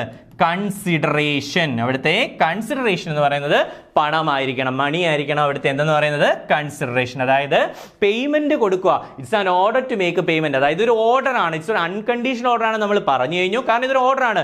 നിങ്ങൾ എനിക്ക് പൈസ തരിക എന്നാണ് പറയുന്നത്. അല്ലാതെ ഞാൻ നിങ്ങൾക്ക് പൈസ തന്നുകൊള്ളാമെന്നോ അല്ലെങ്കിൽ നിങ്ങൾ എനിക്ക് തരണേ എന്ന് പറയുന്ന റിക്വസ്റ്റ് ഒന്നുമല്ല. It's an order. പൈസ തരണമെന്ന് തന്നെയാണ് പറയുന്നത്. സോ ശ്രദ്ധിക്കുക, ഒന്ന്, ഇതൊരു റിട്ടേൺ ഫോർമാറ്റിൽ ഉള്ളതായിരിക്കണം. രണ്ട്, പേയ്മെന്റ് കൊടുക്കാൻ വേണ്ടിയിട്ടായിരിക്കണം. അതായത് amount, payment means certain sum of money, അത് കൊടുക്കാൻ വേണ്ടിയിട്ട് മാത്രമേ നമ്മൾ എന്ത് എഴുതാവൂ, ബിൽ ഓഫ് എക്സ്ചേഞ്ച് എഴുതാവൂ. Then the order to make the payment is unconditional. അതായത് ഞാൻ പറഞ്ഞു it's an order to make payment, payment കൊടുക്കാനുള്ള ഓർഡർ ആണ്. ആ ഓർഡർ, പേയ്മെന്റ് കൊടുക്കാനുള്ള ഓർഡർ എന്ന് പറയുന്നത് unconditional. So it's an unconditional order, unconditional order to make payment. നമ്മൾ പറഞ്ഞു അൺകണ്ടീഷണൽ ആവുന്ന എന്താണെന്ന് ചോദിച്ചാൽ, ഓൾറെഡി ഞാൻ നിങ്ങൾക്ക് ഗുഡ്സ് തന്നിട്ടുണ്ട്, ഇനി അതിനകത്ത് നിങ്ങൾക്ക് കിട്ടാൻ ഒന്നുമില്ല, ഇനി കിട്ടാനുള്ളത് അതിന്റെ പേയ്മെന്റ് മാത്രമാണ്. സോ ആ പേയ്മെന്റ് കിട്ടുന്ന സമയത്ത് ഞാൻ എന്ത് ചെയ്യേണ്ട കാര്യമില്ല, പിന്നെ ഗുഡ്സ് തന്നിട്ട് തന്നാൽ മതി, അടുത്ത ഗുഡ്സ് കിട്ടിയിട്ട് തന്നാൽ മതി, അല്ലെങ്കിൽ ഇന്ന ഡേറ്റ് ആവുന്ന സമയത്ത് ഇന്ന കാര്യം സംഭവിച്ചാൽ തന്നാൽ മതി എന്നൊന്നുമില്ല. കാരണം ഓൾറെഡി നിങ്ങൾ എൻ്റെ കയ്യിൽ നിന്ന് ആ ഗുഡ്സ് വാങ്ങിച്ചു കഴിഞ്ഞു, ഓൾറെഡി നിങ്ങൾ എൻ്റെ കയ്യിൽ നിന്ന് ഗുഡ്സ് വാങ്ങിച്ചു കഴിഞ്ഞു. ഇനി ഒരൊറ്റ ഒബ്ലിഗേഷൻ മാത്രമേ നിലനിൽക്കുന്നുള്ളൂ, അത് നിങ്ങൾക്കാണ്, നിങ്ങൾ എൻ്റെ പേയ്മെന്റ് തരിക എന്നുള്ളത് മാത്രമാണ്. So it's an unconditioned. പിന്നെ അവിടെ കണ്ടീഷൻ വെക്കേണ്ട കാര്യമില്ല, നിങ്ങൾ കണ്ടീഷൻ ഒന്നുമില്ല, വിത്തൗട്ട് എനി കണ്ടീഷൻ നിങ്ങൾ അത് അക്സെപ്റ്റ് ചെയ്യുകയാണ്. ഒരു കണ്ടീഷനും ഇല്ലാതെ ഈ എമൗണ്ട് എനിക്ക് തരാമെന്ന് നിങ്ങൾ എഗ്രി ചെയ്യുകയാണ്. സോ ഒരു അൺകണ്ടീഷണൽ ഓർഡർ ആണ്. എന്ത് ഓർഡർ ആണ്? അൺകണ്ടീഷണൽ ഓർഡർ ആണ് ബിൽ ഓഫ് എക്സ്ചേഞ്ച് എന്ന് പറയുന്നത്. The maker of the bill of exchange must be signed. നമ്മൾ നേരത്തെ പറഞ്ഞാണ്, അതിന്റെ മേക്കർ അതിനകത്ത് എന്ത് ചെയ്തിരിക്കണം, അദ്ദേഹത്തിന്റെ സിഗ്നേച്ചർ ഇട്ടിരിക്കണം. അതായത് ആ ബില്ല് ആദ്യമേ ഡ്രാഫ്റ്റ് ആണ്, അതായത് അതിൻ്റെ ഒരു കരട് രേഖ മാത്രമേ ഉള്ളൂ, അതിൽ അക്സെപ്റ്റ് ചെയ്യുമ്പോൾ എന്ത് ചെയ്തിരിക്കണം, ഒപ്പ് ഇട്ടിരിക്കണം. Next one, the payment is to be made must be certain. അതായത് പേയ്മെന്റിൽ വ്യക്തതയുണ്ടായിരിക്കണം. അതായത് കൃത്യമായും പേയ്മെന്റ് എന്ന് കൊടുക്കും, പേയ്മെന്റ് എങ്ങനെ കൊടുക്കും, ആർക്ക് കൊടുക്കും, അതായത് പേയ്മെന്റ് കൊടുക്കും എന്നുള്ള വ്യക്തത ഇതിനകത്ത് ഉണ്ടായിരിക്കണം, ഈ പറയുന്ന ബിൽ ഓഫ് എക്സ്ചേഞ്ചിൽ ഉണ്ടായിരിക്കണം. അതായത് നമ്മളൊരു ബിൽ ഓഫ് എക്സ്ചേഞ്ച് എഴുതുന്ന സമയത്ത് വെറുതെ എഴുതിയിട്ട് കുറച്ച് പൈസ തരാം അല്ലെങ്കിൽ ഇന്ന ഡേറ്റിൽ പൈസ തരാം എന്നല്ല എഴുതണ്ടേ. അവിടെ പേയ്മെന്റ് സർട്ടൻ ഇല്ല. പേയ്മെന്റ് സർട്ടനിറ്റി വേണമെങ്കിൽ ഇത്ര രൂപ തരണം എന്ന് എഴുതണം. അതായത് pay certain sum of money എന്നുള്ള ഇപ്പോൾ ഒരു 50,000 രൂപ തന്നുകൊള്ളാം, അവിടെ എമൗണ്ട് സർട്ടൻ ഉണ്ട്. സോ പേയ്മെന്റ് എന്ന് പറയുന്നത് സേട്ടൻ ആയിരിക്കണം, കൃത്യമായിട്ട് മാർക്ക് കൊടുക്കുക. അതായത് payment to be made must be certain. അതായത് പേയ്മെന്റ് അത് കൃത്യത ഉണ്ടായിരിക്കണം.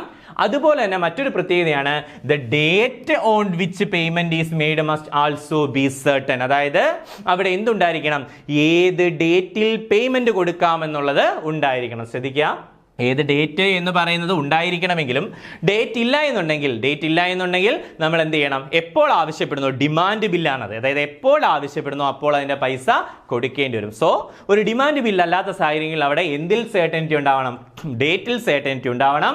And the bill of exchange must be payable to a certain person. ആ സർട്ടൻ പേഴ്സൺ, അതായത് ആർക്കാണോ പേയ്മെന്റ് ചെയ്യേണ്ടത്, ഏത് വ്യക്തിക്കാണോ പേയ്മെന്റ് ചെയ്യേണ്ടത്, അദ്ദേഹമാണ് ആ ഇൻസ്ട്രുമെന്റിന്റെ അപ്പോഴത്തെ പേയി എന്ന് പറയുന്നത്. ഓക്കെ, ഇനി അദ്ദേഹം വേറെ ആൾക്ക് കൈമാറുവാണെങ്കിൽ അനദർ പേഴ്സൺ അതിന്റെ പേയി ആയിട്ട് മാറും, ഇദ്ദേഹം പേയി അല്ലാതെ മാറുകയും ചെയ്യും. സോ ഒരു സർട്ടൻ പേഴ്സൺ, അതായത് സർട്ടൻ പേഴ്സൺ എന്ന് പറയുമ്പം പേയ് എഴുതാം, പേയുടെ നെയിം എഴുതാം, പേയുടെ നെയിം എഴുതാതെ ഇരിക്കാം.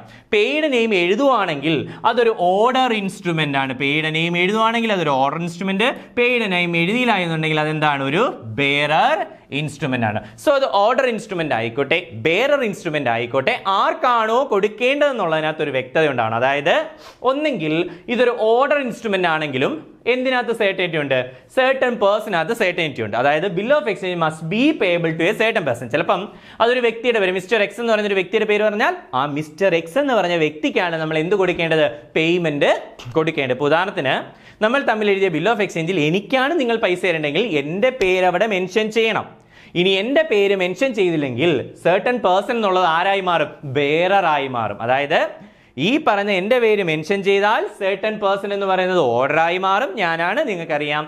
ഇനി എൻ്റെ പേര് പറയുന്നില്ല എന്നുണ്ടെങ്കിൽ ഈ സർട്ടൻ പേഴ്സൺ എന്ന് പറയുന്നത് ഇതിന്റെ പൊസഷൻ കൈവശം വെച്ചേക്കുന്ന വ്യക്തി ആരാണോ അയാളായി മാറും. സോ ആരായി മാറും, ബെയററായി മാറുന്നതാണ്. Then the amount mentioned in the bill of exchange is payable either on demand or on the expiry of a fixed period of time. അതായത് ഒന്നെങ്കിൽ ഇത് ഡിമാൻഡ് ചെയ്യുന്ന ടൈമിൽ കൊടുക്കേണ്ടി വരും. ഡിമാൻഡ് ചെയ്യുന്ന ടൈമിൽ കൊടുക്കേണ്ടി വരുന്ന ബില്ലുകളെ നമ്മൾ വിളിക്കുന്ന പേരാണ് ഡിമാൻഡ് ബില്ലുകൾ. അതായത് ഡിമാൻഡ് ബില്ലുകളുടെ പ്രത്യേകത എന്താണെന്ന് ചോദിച്ചു കഴിഞ്ഞാൽ, ഇതെപ്പോൾ നമ്മൾ പേയ്മെന്റ് ആവശ്യപ്പെടുന്നോ അപ്പോൾ അവിടെ ഒരു സർട്ടൻ ഡേറ്റിന് ഒരു തരത്തിലുള്ള പ്രാധാന്യവുമില്ല. ഞാൻ ഡിമാൻഡ് ചെയ്യുമ്പോൾ സൈറ്റ് ബില്ലാണ്, അതായത് ഞാൻ എപ്പോൾ ഇത് ആവശ്യപ്പെടുന്നോ, എപ്പോൾ നിങ്ങളോട് ഇത് ചോദിക്കുന്നോ ആ നിമിഷം നിങ്ങൾ എനിക്ക് എന്ത് തന്നേ പറ്റൂ, ഇതിന്റെ പേയ്മെന്റ് തന്നേ പറ്റൂ. So either on demand. ഇനി അതല്ല, നിങ്ങൾ ബിൽ ഓഫ് എക്സ്ചേഞ്ച് എഴുതുന്ന സമയത്ത് ആ ബിൽ ഓഫ് എക്സ്ചേഞ്ച് ഓൾറെഡി ഒരു ഡേറ്റ് വെച്ചിട്ടുണ്ട്, അതായത് ഇന്ന ഡേറ്റിൽ ഞാൻ തന്നുകൊള്ളാം. അങ്ങനെ പറഞ്ഞു കഴിഞ്ഞാൽ അവൾ ഓൾറെഡി ഒരു ഡേറ്റ് പറഞ്ഞിട്ടുണ്ട്, ആ ഡേറ്റ് ആണ് അതിന്റെ മെച്യൂരിറ്റി പീരീഡ്. ആ ഡേറ്റിൽ മാത്രമേ എന്ത് ചെയ്യൂ, പേയ്മെന്റ് കൊടുത്താൽ മതി. അന്നോ അതിന് മുമ്പിട്ടോ, അതായത് on the expiry of A fixed period of time. അതായത് ഈ പറയുന്ന ഒന്ന്, ഈ ബിൽ ഓഫ് എക്സ്ചേഞ്ച് നിങ്ങൾ ഡിമാൻഡ് ചെയ്യുന്ന സമയത്ത് നിങ്ങളുടെ കൊടുക്കാം, അതായത് എപ്പോൾ ആവശ്യപ്പെടുന്നു അപ്പോൾ കൊടുക്കാം, അതിന് ഡിമാൻഡ് ബിൽ എന്ന് പറയും. അതല്ലെന്നുണ്ടെങ്കിൽ ഈ ഫിക്സഡ് മെച്യൂരിറ്റി പീരീഡ് കഴിയുമ്പോഴോ അല്ലെങ്കിൽ അതിന് മുമ്പ് അഡ്വാൻസ് ആയിട്ട് നിങ്ങൾക്ക് കൊടുക്കാം, കുഴപ്പമില്ല. അതായത് ഈ ബില്ല് നിങ്ങൾക്ക് സമയത്ത് വേണമെങ്കിലും പേയ്മെന്റ് കൊടുക്കാം, അതിന് മുമ്പ് വേണമെങ്കിലും പേയ്മെന്റ് കൊടുക്കാം. അതായത് എങ്ങനെ വേണമെങ്കിലും ഒരു ഫിക്സഡ് പീരീഡ് ഓഫ് ടൈം പറഞ്ഞുകൊണ്ടോ അതല്ലെന്നുണ്ടെങ്കിൽ ഡിമാൻഡ് ചെയ്യുമ്പോൾ തരാമെന്നുള്ള രീതിയിലോ എന്തെഴുതാം, ബിൽ ഓഫ് എക്സ്ചേഞ്ച് എഴുതാവുന്നതാണ്. Then it must be stamped as per the requirement of law. അതായത് ബിൽ ഓഫ് എക്സ്ചേഞ്ച് എന്ത് ചെയ്തിരിക്കണം, സ്റ്റാമ്പ്ഡ് ചെയ്തിരിക്കണം. അതായത് ജനറലി നമ്മൾ ഈ ബാങ്കിന്റെ അല്ല, നമ്മൾ ഈ മുദ്രപത്രങ്ങളിലോ അല്ലെന്നുണ്ടെങ്കിൽ കമ്പനിയുടെ പേപ്പർ ഹെഡിലോ ഒക്കെ എഴുതിയാലും ചിലപ്പോൾ എന്ത് ചെയ്യാറുണ്ട്, അതിനകത്ത് റവന്യൂ സ്റ്റാമ്പ് ഒട്ടിച്ച് നമ്മൾ ചെയ്യാറുണ്ട്. സോ ഇത് പ്രോപ്പറായിട്ട് എന്ത് ചെയ്തിരിക്കുക, സ്റ്റാമ്പ് ചെയ്തിരിക്കുക. ഏതാ, ബിൽ ഓഫ് എക്സ്ചേഞ്ച്. ശ്രദ്ധിക്കുക, ഇത് മാൻഡേറ്ററി വരുന്നത് പ്രോമിസറി നോട്ടിലാണ്. അതായത് കൃത്യമായിട്ടും ഇന്ത്യൻ സ്റ്റാമ്പ് ആക്ട് പ്രകാരം സ്റ്റാമ്പ് ചെയ്യേണ്ട ഡോക്യുമെന്റ് പ്രോമിസറി നോട്ടാണ്. എന്നാൽ ബിൽ ഓഫ് എക്സ്ചേഞ്ചും പ്രോപ്പറായിട്ട് എന്ത് ചെയ്യുന്നുണ്ട്, സ്റ്റാമ്പ് ചെയ്ത് ചെയ്യുന്നുണ്ട്. Then the person who order to pay, അതായത് ആരാണോ പേയ്മെന്റ് കൊടുക്കണമെന്ന് പറയുന്നത്. ഞാൻ പറഞ്ഞു ബിൽ ഓഫ് എക്സ്ചേഞ്ച് നേരത്തെ ഞാൻ എഴുതിയ സമയത്ത് നിങ്ങൾ പേയ്മെന്റ് ചെയ്യണമെന്ന് പറഞ്ഞത് ഞാനല്ലേ, ഞാൻ നിങ്ങളുടെ സെല്ലർ അല്ലേ, ഞാൻ നിങ്ങളുടെ ക്രെഡിറ്റർ അല്ലേ. സോ ആരാണോ പേയ്മെന്റ് ചെയ്യണമെന്ന് ഓർഡർ ചെയ്യുന്നത്, ആ അൺകണ്ടീഷണൽ ഓർഡർ കൊടുക്കുന്നത് ആരാണോ അദ്ദേഹമാണ് ആര്, സെല്ലർ ഓഫ് ഗുഡ്സ്. ആ സെല്ലർ ആണ് ഇവിടുത്തെ ആരെന്ന് പറയുന്നത്, ക്രെഡിറ്റർ എന്ന് പറയുന്നത്. സെല്ലർ ആണ് ഇവിടുത്തെ ആരെന്ന് പറയുന്നത്, ക്രെഡിറ്റർ. അതായത് the person who ordered to pay in the bill of exchange is called drawer. അല്ലെങ്കിൽ അദ്ദേഹത്തെ എന്തെന്ന് വിളിക്കാം, ക്രെഡിറ്റർ. അല്ലെങ്കിൽ അദ്ദേഹത്തെ എന്തെന്ന് വിളിക്കാം, സെല്ലർ എന്ന് വിളിക്കാം. അതായത് ഈ പറയുന്ന ബിൽ ഓഫ് എക്സ്ചേഞ്ചിന് ആവശ്യമായിട്ടുള്ള കരട് രേഖ, ഡ്രാഫ്റ്റ്, ആ ഡ്രാഫ്റ്റ് പ്രിപ്പയർ ചെയ്യുന്ന ആരാണ്, ഡ്രോയർ ആണ്, അല്ലെങ്കിൽ സെല്ലർ ആണ്, അല്ലെങ്കിൽ ക്രെഡിറ്റർ ആണ്. സോ അദ്ദേഹമാണ് ഈ പേയ്മെന്റ് തരണമെന്ന് പറഞ്ഞുകൊണ്ടുള്ള ഓർഡർ ചെയ്യുന്നത്. സോ ശ്രദ്ധിക്കുക, the person who order to pay, a person who ordered to pay the amount is called, ആരൊക്കെയാണ് ഓപ്ഷനകത്ത് ഈ കാര്യങ്ങൾ ഉണ്ടെങ്കിൽ, അതായത് സെല്ലർ ഉണ്ടെങ്കിൽ സെല്ലർ ആൻസർ ആണ്, ക്രെഡിറ്റർ ഉണ്ടെങ്കിൽ ക്രെഡിറ്റർ ആൻസർ ആണ്, അതേപോലെ തന്നെ ഡ്രോയർ ഉണ്ടെങ്കിൽ ഡ്രോയറും ആൻസർ ആണ്. സോ ശ്രദ്ധിക്കുക, ക്വസ്റ്റ്യൻ വന്നത് person who orders to pay the amount in a bill of exchange is called seller, creditor, അല്ലെങ്കിൽ ആരാണ് അത് എഴുതുന്ന ആളാണ്, അദ്ദേഹം ആരാണ്, ഡ്രോയർ ആണ്. ദെൻ അതുപോലെ തന്നെ the person who directed to pay a bill, അതായത് ഈ പറയുന്ന ഏത് വ്യക്തിക്കാണോ ഈ പേയ്മെന്റ് ബാധ വരുന്നത്, അതായത് ഏത് വ്യക്തിയോടാണോ, ശ്രദ്ധിക്കുക, ഇത് ഓർഡർ കൊടുക്കുന്നത് ഞാനാണെങ്കിലും ഏത് വ്യക്തിക്ക് കൊടുക്കുന്ന ഓർഡർ ആണ്, അല്ലെങ്കിൽ ഏത് വ്യക്തിയോടാണ് ഈ ലയബിലിറ്റി ഏറ്റെടുക്കാൻ പറയുന്നത്, ഏത് വ്യക്തിയാണ് ഇതിന്റെ പേയ്മെന്റ് തരേണ്ടത്, അവരെ വിളിക്കുന്ന പേര് ഡ്രോയി അല്ലെന്നുണ്ടെങ്കിൽ ഡെപ്റ്റർ. അവരെ വിളിക്കുന്ന പേര് ഡ്രോയി അല്ലെങ്കിൽ എന്തെന്നാണ്, ഡെപ്റ്റർ എന്നാണ്. So a person is direct to pay the bill is called drawee അല്ലെങ്കിൽ debtor. A person who orders to pay is called creditor അല്ലെന്നുണ്ടെങ്കിൽ ഡ്രോയർ അല്ലെന്നുണ്ടെങ്കിൽ എന്തെന്ന് വിളിക്കാം, നമുക്ക് സെല്ലർ എന്ന് വിളിക്കാവുന്നതാണ്. സോ രണ്ട് പേഴ്സൺസ് നമ്മൾ ഈ പഠിച്ചു, ഡ്രോയർ ഡ്രോയി ആണ്. ഡ്രോയർ ആരാ, ഡ്രോയർ ആണ് ഓർഡർ ടു പേ കൊടുക്കുന്നത്, അതായത് പേ ചെയ്യണമെന്നുള്ള ഓർഡർ കൊടുക്കുന്നത്. ദെൻ ആരോടാണ് ഡയറക്റ്റ് ചെയ്യുന്നത് വെച്ചാൽ, അതായത് ഈ പറയുന്ന ഡ്രോയർ ആയ ഞാൻ ആരോടാ ഡയറക്റ്റ് ചെയ്യുന്ന പേയ്മെന്റ് ചെയ്യാൻ, നിങ്ങൾ ആരാ അത് അക്സെപ്റ്റ് ചെയ്ത ഡ്രോയി ആണ്. സോ ഡ്രോയി അല്ലെന്നുണ്ടെങ്കിൽ ഡെപ്റ്റർ അല്ലെന്നുണ്ടെങ്കിൽ ആരാണ്, ബയർ ആണ്. ആരാണ്, ബയർ ആണ്. ഇതെല്ലാമാണ് the person who directed to pay the bill. അതായത് പേയ്മെന്റ് കൊടുക്കേണ്ടത് ആരാണ്, നിങ്ങളാണ്.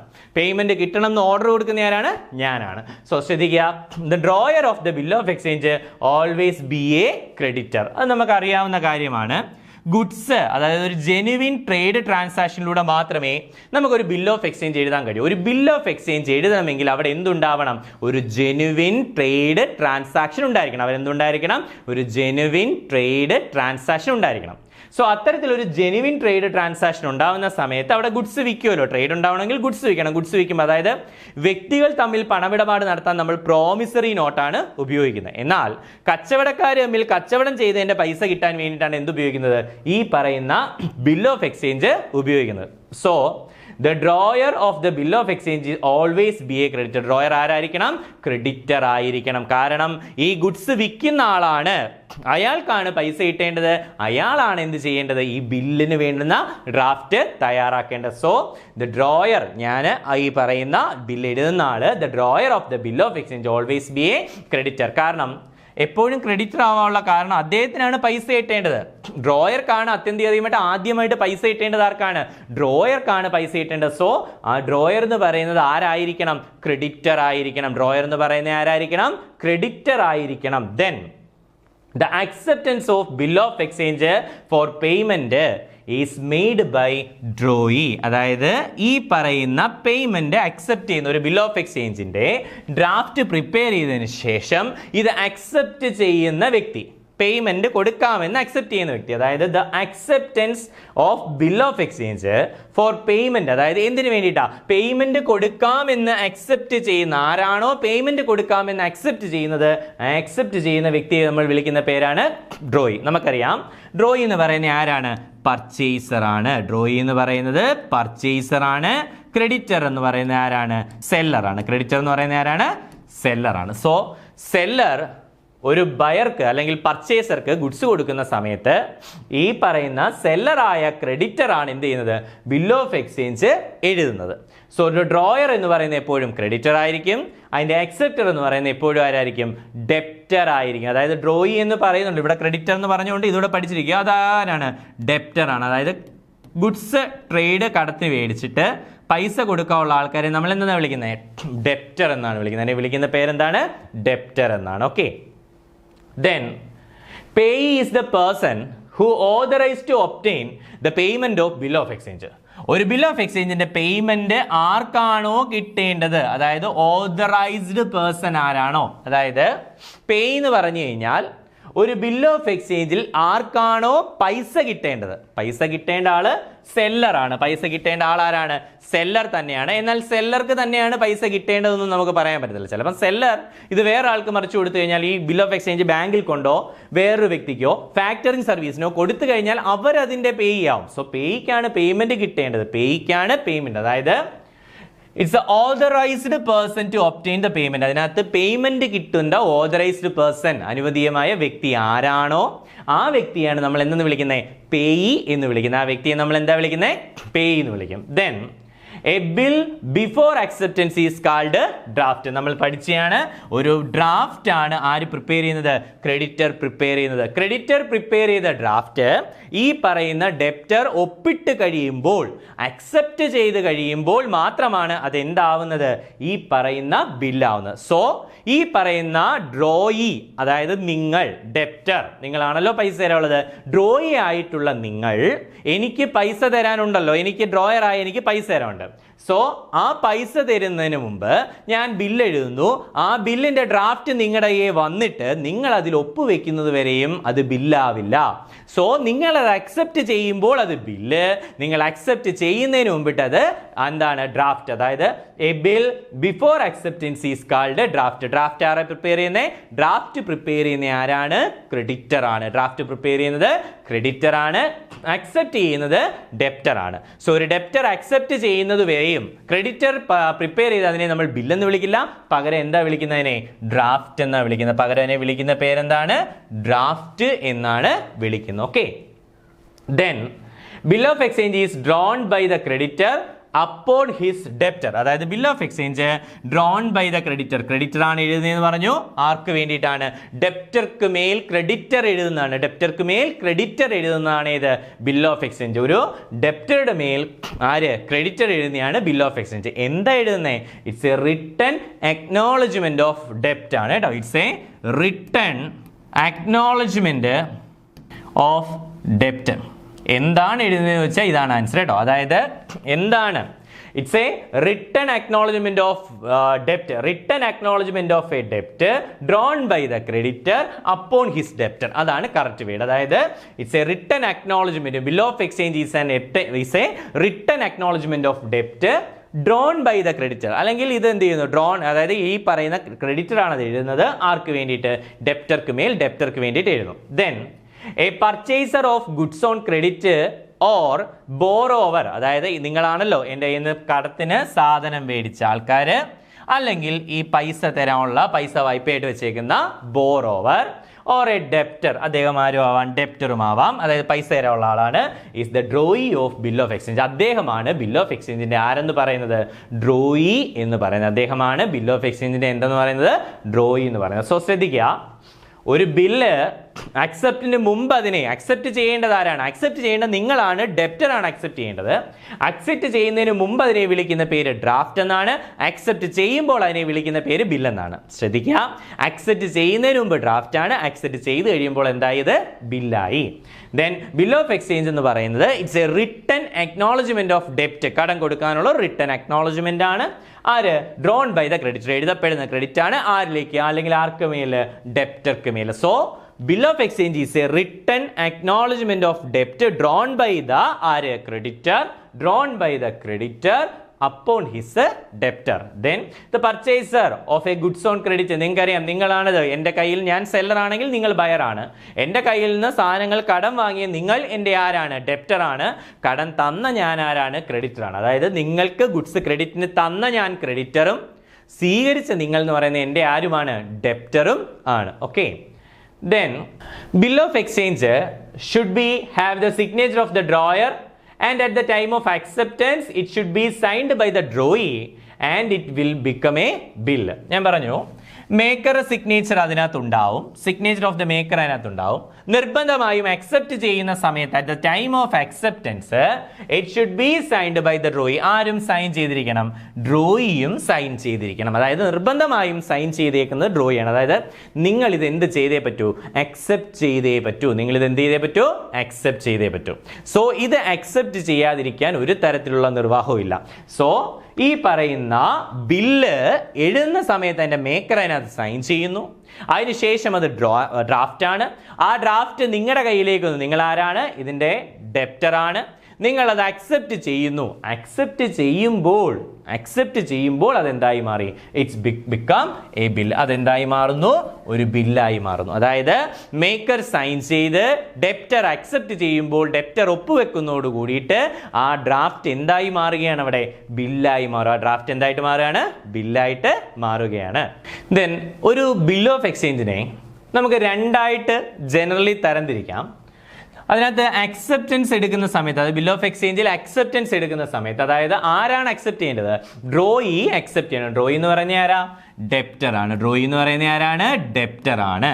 സോ ഒരു ഡെപ്റ്റർ അക്സെപ്റ്റ് ചെയ്യുന്ന സമയത്ത് അക്സെപ്റ്റൻസ് രണ്ട് തരത്തിലുണ്ട്. അതായത് ഒന്ന് ജനറൽ അക്സെപ്റ്റൻസും, രണ്ട് ക്വാളിഫൈഡ് അക്സെപ്റ്റൻസും. അതായത് അക്സെപ്റ്റൻസ് രണ്ട് തരത്തിലുണ്ട്. ഏതൊക്കെയാ, ജനറൽ അക്സെപ്റ്റൻസും ഉണ്ട്, ക്വാളിഫൈഡ് അക്സെപ്റ്റൻസും ഉണ്ട്. നിങ്ങൾക്ക് ഞാനൊരു ഡ്രാഫ്റ്റ് എഴുതി തരുന്ന സമയത്ത് അതിനകത്തെ എല്ലാ നിർദ്ദേശങ്ങളും അംഗീകരിച്ചുകൊണ്ട് ഒരു മോഡിഫിക്കേഷനും വരുത്താതെ, ശ്രദ്ധിക്കുക, ഞാനൊരു ഡ്രാഫ്റ്റ് നിങ്ങളുടെ കയ്യിൽ തന്നു. ആ ഡ്രാഫ്റ്റിൽ ഞാൻ പേയ്മെന്റ് എഴുതുന്നതിന്റെ കുറെ കണ്ടന്റ് എഴുതിയിട്ടുണ്ട്, നിങ്ങൾക്ക് തന്നു, നിങ്ങൾ ഒന്നും ഇതെല്ലാം വായിച്ചു നോക്കി, നിങ്ങൾ വേറെ ഒരു തിരുത്തലുകളോ ഒന്നും വരുത്തുന്നില്ല. നിങ്ങൾ എന്ത് ചെയ്യുന്നു, അത് സൈൻ ചെയ്ത് അക്സെപ്റ്റ് ചെയ്താൽ അതിനെ വിളിക്കുന്ന പേര് ജനറൽ അക്സെപ്റ്റൻസ് എന്നാണ്. അതിനെ വിളിക്കുന്ന പേരാണെന്ത്, ജനറൽ അക്സെപ്റ്റൻസ്. അതായത് വിത്തൗട്ട് മോഡിഫിക്കേഷനിൽ അക്സെപ്റ്റ് ചെയ്താൽ, അതിനെ വിളിക്കുന്ന പേരാണ് ജനറൽ അക്സെപ്റ്റൻസ്. ഇനി എന്തെങ്കിലും മോഡിഫിക്കേഷൻ വരുത്തിക്കൊണ്ട് അക്സെപ്റ്റ് ചെയ്താൽ, അതായത് ഞാൻ ഈ എഴുതുന്ന സെന്റൻസുകളിൽ നിങ്ങൾക്ക് താല്പര്യമില്ലാത്തോ അല്ലെങ്കിൽ നിങ്ങൾക്ക് മാറ്റേണ്ടതായിട്ട് എന്തെങ്കിലും ലൈൻ ഉണ്ടെങ്കിൽ, അപ്പോൾ അതെന്ത് ചെയ്യുന്നു, നിങ്ങൾ ഇത് ഇന്ന ലൈനുകളൊക്കെ മാറ്റണം, അല്ലെങ്കിൽ ഈ ഒരു കണ്ടീഷൻ അക്സെപ്റ്റ് ചെയ്യുന്നില്ല എന്നൊക്കെ പറഞ്ഞുകൊണ്ട് സൈൻ ചെയ്യുവാണെങ്കിൽ, അതായത് ഞാൻ ഒറിജിനലി എൻ്റെ ഡ്രാഫ്റ്റിനകത്ത് ഇത്രയും കണ്ടന്റ് മാത്രമേ ഉള്ളായിരുന്നു, അതിൽ തിരുത്തലുകൾ നിങ്ങൾ വരുത്തി, എന്തെങ്കിലും തിരുത്തലുകളോ അല്ലെങ്കിൽ എന്തെങ്കിലും മാറ്റങ്ങളോ വരുത്തി, അതായത് എന്തെങ്കിലും ഈ മോഡിഫിക്കേഷൻസ് വരുത്തിയിട്ടുണ്ടെങ്കിൽ അതിനെ വിളിക്കുന്ന പേരാണ് ക്വാളിഫൈഡ് അക്സെപ്റ്റൻസ്. അതിനെ വിളിക്കുന്ന പേരാണെന്ത്? Qualified acceptance. സോ അക്സെപ്റ്റൻസ് രണ്ട് തരത്തിലാണ്. കൊടുക്കുന്ന ഡ്രാഫ്റ്റ് അതേപടി അക്സെപ്റ്റ് ചെയ്യാം വിത്ത് മോഡിഫിക്കേഷൻ. ഇതൊരു ഓർഡർ ഒന്നും അല്ല, കണ്ടീഷൻ ഒന്നും അല്ല. മേക്കർക്ക് അതിൽ കണ്ടീഷൻ ഒന്നും പിന്നെ വെക്കാൻ കഴിയില്ല. പക്ഷേ അക്സെപ്റ്റ് ചെയ്യുന്ന സമയത്ത് അക്സെപ്റ്റർ ആയ നിങ്ങൾക്ക് അതിൽ എന്തെങ്കിലും കണ്ടീഷനുകളോ അല്ലെങ്കിൽ എന്തെങ്കിലും മോഡിഫിക്കേഷനോ നടത്തണമെങ്കിൽ നടത്താം. നടത്തിയതിന് ശേഷം നിങ്ങൾ അത് അക്സെപ്റ്റ് ചെയ്യുവാണെങ്കിൽ അത് ക്വാളിഫൈഡ് അക്സെപ്റ്റൻസും. എന്നാൽ അതിന് മുമ്പ് നിങ്ങൾ അത് അക്സെപ്റ്റ് ചെയ്യുകയാണെങ്കിൽ അതിനെ ജനറൽ അക്സെപ്റ്റൻസ് എന്നാണ് വിളിക്കുന്നത്. സോ അക്സെപ്റ്റ് ചെയ്യേണ്ടത് ആരാണ്? ഡെപ്റ്റർ ആണ്. അത് അക്സെപ്റ്റ് ചെയ്യുമ്പോൾ അദ്ദേഹം ആരായി? അതിന്റെ ഡ്രോയി ആയി മാറി. സോ അക്സെപ്റ്റ് ചെയ്യുമ്പോൾ അക്സെപ്റ്റൻസ് രണ്ട് തരത്തിലാണെന്നാണ് പറഞ്ഞത്. ഒന്ന് ജനറൽ അക്സെപ്റ്റൻസും ഉണ്ട്, ഒന്ന് ക്വാളിഫൈഡ് അക്സെപ്റ്റൻസും ഉണ്ട്. നമ്മൾ പറഞ്ഞു എന്തെങ്കിലും ഒരു ഡോക്യുമെന്റ് നിങ്ങളുടെ കിട്ടുമ്പോൾ, ഒരു ബില്ല് കിട്ടുന്ന സമയത്ത് നിങ്ങൾ ഡ്രോയി ആണ്, ഡെപ്റ്റർ ആണെങ്കിൽ നിങ്ങൾ എന്ത് ചെയ്യുന്നു? ഈ ഡ്രോയി ആയ നിങ്ങൾ അതിനകത്ത് ഒരു മാറ്റവും വരുത്താതെ, ഒരു മോഡിഫിക്കേഷൻ വരുത്താതെ തന്നിരിക്കുന്ന ഡേറ്റകൾ അതുപോലെ എടുത്ത് അക്സെപ്റ്റ് ചെയ്താൽ, ഒപ്പുവെച്ചാൽ അതിനെ ജനറൽ അക്സെപ്റ്റൻസ് എന്നും, നിലവിലുള്ള കോൺട്രാക്റ്റിനകത്ത് ഈ പറയുന്ന ക്രെഡിറ്റ് നോട്ടിനകത്ത് എന്തെങ്കിലും വ്യത്യാസങ്ങൾ വരുത്തിക്കൊണ്ട് നിങ്ങൾ അക്സെപ്റ്റ് ചെയ്താൽ, എന്തെങ്കിലും വ്യത്യാസങ്ങൾ വരുത്തിക്കൊണ്ട് നിങ്ങൾ അതിനകത്ത് ഒപ്പുവെച്ചാൽ അതിനെ വിളിക്കുന്ന പേര് ക്വാളിഫൈഡ്. അതിനെ വിളിക്കുന്ന പേര് ക്വാളിഫൈഡ് അക്സെപ്റ്റ്. സോ അക്സെപ്റ്റൻസ് രണ്ട് തരമാണ്. ജനറൽ അക്സെപ്റ്റൻസും ഉണ്ട്, ക്വാളിഫൈഡ് അക്സെപ്റ്റൻസും ഉണ്ട്. ദെൻ അതുപോലെ തന്നെ ഈ bill of exchange should be have the signature of drawer. Drawer ഒപ്പ് അതിനകത്ത് വേണം. ഡ്രോയർ ഒപ്പിട്ട് ഡ്രോയിക്ക് കൊടുത്ത് ഡ്രോയും അതിനകത്ത് നിർബന്ധമായിട്ട് എന്ത് ചെയ്തിരിക്കണം? സൈൻ ചെയ്തിരിക്കണം. Then in case of bill of exchange normally drawer will be the pay. Normally means may be, അതായത് ഒരു പക്ഷേ ഈ പറയുന്ന ഡ്രോയർ തന്നെ അതിന്റെ പേ ആവാം. കാരണം ഞാനൊരു ബിൽ ഓഫ് എക്സ്ചേഞ്ച് എഴുതിയിട്ട് അതിൻ്റെ ഡ്രാഫ്റ്റ് എഴുതിയിട്ട് നിങ്ങൾ ഒപ്പുവെച്ച് നിങ്ങൾ എൻ്റെ തന്നാൽ, ഈ ഇൻസ്ട്രുമെൻ്റ് എൻ്റെ കൈവശം വെച്ച് കഴിഞ്ഞാൽ ആ സമയം കഴിയുമ്പോൾ പേയ്മെൻറ്റ് ഞാനാണ് മേടിക്കേണ്ടത്. സോ നോർമലി ഈ സ്ഥാപനങ്ങൾ തമ്മിൽ എഴുതുന്ന ബിൽ ഓഫ് എക്സ്ചേഞ്ച് ഒന്നും കൊണ്ടുപോയി ഡിസ്കൗണ്ട് ചെയ്യാനോ മറ്റൊരാൾക്ക് കൊടുക്കാനോ ഇല്ല. അത് നമ്മുടെ കയ്യിൽ തന്നെ ഒരു ഉറപ്പിന് വേണ്ടി വെച്ചേക്കും. അവർ പേയ്മെൻറ്റ് തരുമ്പോൾ ഈ ഗുഡ്സ് നമുക്ക് ക്രെഡിറ്റിന് തരുന്നവരാണ്. കാരണം ക്രെഡിറ്റിന് തരാതെ നമുക്ക് നീ സർവൈവ് ചെയ്യാൻ പറ്റില്ല. സോ അങ്ങനെ ക്രെഡിറ്റിന് തരുന്ന സമയത്ത് അവർക്ക് ഒരു നിശ്ചിത ടേൺ ഓവറിൽ നമ്മൾ എന്ത് കൊടുക്കും? എമൗണ്ട് കൊടുത്ത് 2 മാസം കൂടുമ്പോഴോ 3 മാസം കൂടുമ്പോഴോ അല്ലെങ്കിൽ ഇത്ര ദിവസം കൂടുമ്പോൾ നമ്മൾ കഴിയുമ്പോൾ എന്ത് ചെയ്യും? പേയ്മെൻറ്റ് കൊടുത്തോണ്ടിരിക്കും. സോ ഇങ്ങനെ പേയ്മെന്റ് കൊടുക്കുന്ന സമയത്ത്, ഇങ്ങനെ നമ്മൾ ക്രെഡിറ്റിന് മേടിച്ച സാധനങ്ങൾ എടുത്ത് പേയ്മെന്റ് ചെയ്യുന്ന സമയത്ത്, ആ പേയ്മെന്റ് ചെയ്യുമ്പോൾ, ക്രെഡിറ്റ് മേടിച്ച സാധനങ്ങൾ പേയ്മെന്റ് ചെയ്യുമ്പോൾ അതിനൊരു ഉറപ്പിന് വേണ്ടിയിട്ടാണല്ലോ ബിൽ ഓഫ് എക്സ്ചേഞ്ച് വെക്കുന്നത്. നോർമലി സ്ഥാപനങ്ങൾ എന്ത് ചെയ്യും? ഈ ബിൽ ഓഫ് എക്സ്ചേഞ്ചിന്റെ ഡേറ്റ് ആവുന്നവരെ കാത്തിരിക്കും. എന്നിട്ട് ഈ ബിൽ ഓഫ് എക്സ്ചേഞ്ച് സബ്മിറ്റ് ചെയ്ത് പേയ്മെന്റിങ് വാങ്ങിക്കുകയും ചെയ്യും. സോ അതുകൊണ്ട് തന്നെ ജനറൽ കേസിലെല്ലാം നോർമലി, അതായത് ഒരു യൂഷ്വൽ കേസുകളിലെല്ലാം ഈ പറയുന്ന ഡ്രോയർ എന്ന് പറയുന്നത് ആര് തന്നെ ആയിരിക്കും? പേയി തന്നെയായിരിക്കും. The person to whom the bill is drawn, he is the purchaser or debtor or drawee. നമ്മൾ പറഞ്ഞതാണ് the person on whom the bill is drawn, അതായത് ആർക്ക് വേണ്ടിയിട്ടാണ് ആ ബില്ല് എഴുതുന്നത്? നമുക്കറിയാം ആർക്ക് വേണ്ടിയിട്ടാണ്? അപ്പോൺ, അതായത് എഴുതുന്നത് ക്രെഡിറ്റർ ആണ്. Creditor upon his debtor. Creditor upon his debtor. So ആർക്ക് വേണ്ടിയിട്ട് എഴുതുന്നേ? ഡെപ്റ്റർക്ക് വേണ്ടിയിട്ടാണ് എഴുതുന്നത്. അതായത് the person to whom the bill is drawn. ശ്രദ്ധിക്കുക, the who the bill is drawn എന്നല്ല, whom the bill is drawn എന്നാണ്. വാക്കുകൾ വ്യക്തമായിട്ട് വായിച്ചിട്ട് മാത്രം നമ്മൾ ആൻസർ ചെയ്യുക. അതായത് the person whom the bill is drawn എന്ന് പറയുമ്പോൾ എഴുതുന്ന ആരാണ്? ആ ഡ്രോയർ അല്ലേ എന്ന് പറഞ്ഞ് ഓടിച്ചാടി പോയി ഡ്രോയർ എന്ത് എഴുതല്? ക്വസ്റ്റ്യൻ വായിച്ചു നോക്കാതെ എഴുതല്. ആൻസർ ആരാണ്? ഡ്രോയി ആണ്. ക്വസ്റ്റ്യൻ വന്നു കഴിഞ്ഞാൽ the person to whom the bill is drawn എന്നല്ല, the person who draw the bill is called എന്നല്ല ചോദിച്ചിരിക്കുന്നത്. ആരാണ്? പർച്ചേസർ ആണ്, അല്ലെങ്കിൽ ബയർ ആണ്, ഡെപ്റ്റർ ആണ്, ഡ്രോയി ആണ്. Then pay is the person whom the payment is made. Payment കൊടുക്കുന്ന ആളെ നമ്മൾ വിളിക്കുന്ന പേരെന്താണ്? പേ ആണ്. നമ്മൾ പഠിച്ചാണ് ആർക്കാണോ ഒരു ഇൻസ്ട്രുമെന്റിൽ പേയ്മെന്റ് കിട്ടേണ്ടത്, ഏത് വ്യക്തിക്കാണോ ഒരു ഇൻസ്ട്രുമെന്റിൽ പേയ്മെന്റ് കിട്ടേണ്ടത്, ആ വ്യക്തിയെ നമ്മൾ വിളിക്കുന്ന പേരാണെന്ത്? പേ എന്ന് പറയുന്നത്. പൈസ കിട്ടേണ്ടത്. ഈ പേ എന്ന് പറഞ്ഞാൽ ചിലപ്പോൾ ആര് തന്നെ ആവാം? ഈ പറയുന്ന ഡ്രോയർ തന്നെ ആവാം ഇതിന്റെ പേ എന്ന് പറയുന്നതും. Then pay is the person who receive the payment. Okay, നമ്മൾ പഠിച്ചാണ് ആർക്കാണോ പേയ്മെന്റ് കിട്ടുന്നത്, ആർക്കാണോ ആ പേയ്മെന്റ് റിസീവ് ചെയ്യുന്നത്, ആ പേയ്മെന്റ് റിസീവ് ചെയ്യുന്ന വ്യക്തിയെ നമ്മൾ വിളിക്കുന്ന പേരാണ് പേ. നമ്മൾ പറഞ്ഞു പേ എന്ന് പറയുന്ന ആരാവാം? ചിലപ്പോൾ ഈ ഡ്രോയർ തന്നെയാവാം അതിന്റെ എന്തെന്ന് പറയുന്നത്? പേ എന്ന് പറയുന്നത്. അല്ലെങ്കിൽ ഈ ഡ്രോയർ ഇത് വേറൊരാൾക്ക് കൊടുത്തിട്ടുണ്ടെങ്കിൽ, ക്രെഡിറ്റർ ഇത് വേറൊരാൾക്ക് കൊടുത്തിട്ടുണ്ടെങ്കിൽ അവരതിന്റെ ആരാവും? പേ ആവും.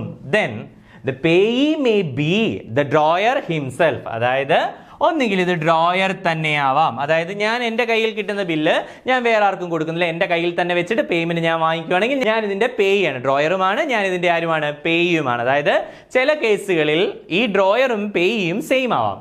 ദെൻ അല്ലെങ്കിൽ അതൊരു ബാങ്ക് ആവാം, അല്ലാതെ ഞാൻ ഈ ബില്ല് കൊണ്ടു ചെന്ന് ബാങ്കിൽ കൊണ്ടു കൊടുത്ത് ഡിസ്കൗണ്ട് റേറ്റിൽ മാറിയാൽ അതിനെ വിളിക്കുന്ന പേര് ബിൽ ഡിസ്കൗണ്ട് എന്നാണ്. അവിടെ പിന്നെ പേയ്മെന്റ് നിങ്ങൾ കൊടുക്കണം, അതായത് ഞാൻ ബില്ല് എന്ത് ചെയ്തു, ബാങ്കിൽ കൊണ്ടു കൊടുത്തുപോയി, പിന്നെ നിങ്ങൾ പേയ്മെന്റ് എവിടെ കൊടുത്താൽ എൻ്റെ തരേണ്ട, നിങ്ങൾ ബാങ്കിൽ അടച്ചാൽ മതിയാവും. അല്ലെങ്കിൽ ഏതെങ്കിലും തേർഡ് പാർട്ടി ഫാക്ടറിംഗ് സർവീസ് ചെയ്യുന്നവരോ വ്യക്തികളോ ഒക്കെ ഇതിനകത്ത് അംഗമാവാം. അതായത് ഇവരിൽ ആർക്ക് വേണമെങ്കിലും പേ ആവാം. ജനറൽ കേസിൽ ഡ്രോയർ തന്നെ ആവാം, അല്ലെങ്കിൽ ബാങ്കർ ആവാം, അതല്ലെന്നുണ്ടെങ്കിൽ ഒരു തേർഡ് പാർട്ടി ആവാം.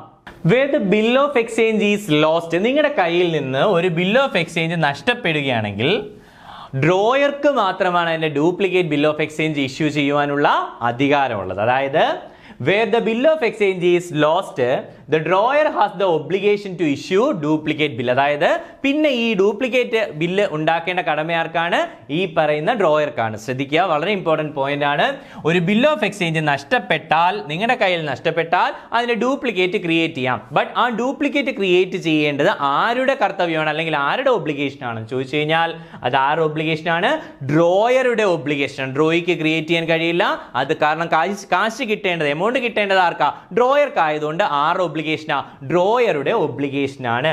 Then the maturity date of a bill of exchange is the date on which it falls due. അതായത് ഒരു ഇൻസ്ട്രുമെന്റിന്റെ പേയ്മെന്റ് കൊടുക്കേണ്ട ഡേറ്റ് അത് ആ ഇൻസ്ട്രുമെന്റിൽ എഴുതിയിരിക്കും. അതായത് ഈ ബിൽ ഓഫ് എക്സ്ചേഞ്ചിൽ അത് എഴുതിയിരിക്കണം.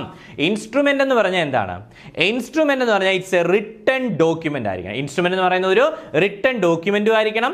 മാത്രമല്ല ഇതൊരു അവകാശം, ഒരു റൈറ്റ് ക്രിയേറ്റ് ചെയ്യാൻ വേണ്ടിയിട്ട് എഴുതുന്നതായിരിക്കണം. ഇപ്പോൾ ബിൽ ഓഫ് എക്സ്ചേഞ്ച് എഴുതുന്നതിനാ, നിങ്ങളുടെ കയ്യിലിരിക്കുന്ന പണം എനിക്ക് കിട്ടുവാനുള്ള എൻ്റെ അവകാശത്തിന് വേണ്ടിയിട്ടാണ് ബില്ല് എഴുതുന്നത് എന്ന് പറയുന്ന പോലെ ഇതെന്തായിരിക്കണം, ഒരു റിട്ടൺ ഫോർമാറ്റിലുള്ള പേപ്പർ ഡോക്യുമെന്റ് ആയിരിക്കണം. മാത്രമല്ല ഇതൊരു എന്താണ്, ഒരു അവകാശം, ഒരു റൈറ്റ്, പൈസ കിട്ടാനുള്ള അവകാശമാണ്, ആ അവകാശം ക്രിയേറ്റ് ചെയ്യുന്ന ഒന്നുമായിരിക്കണം.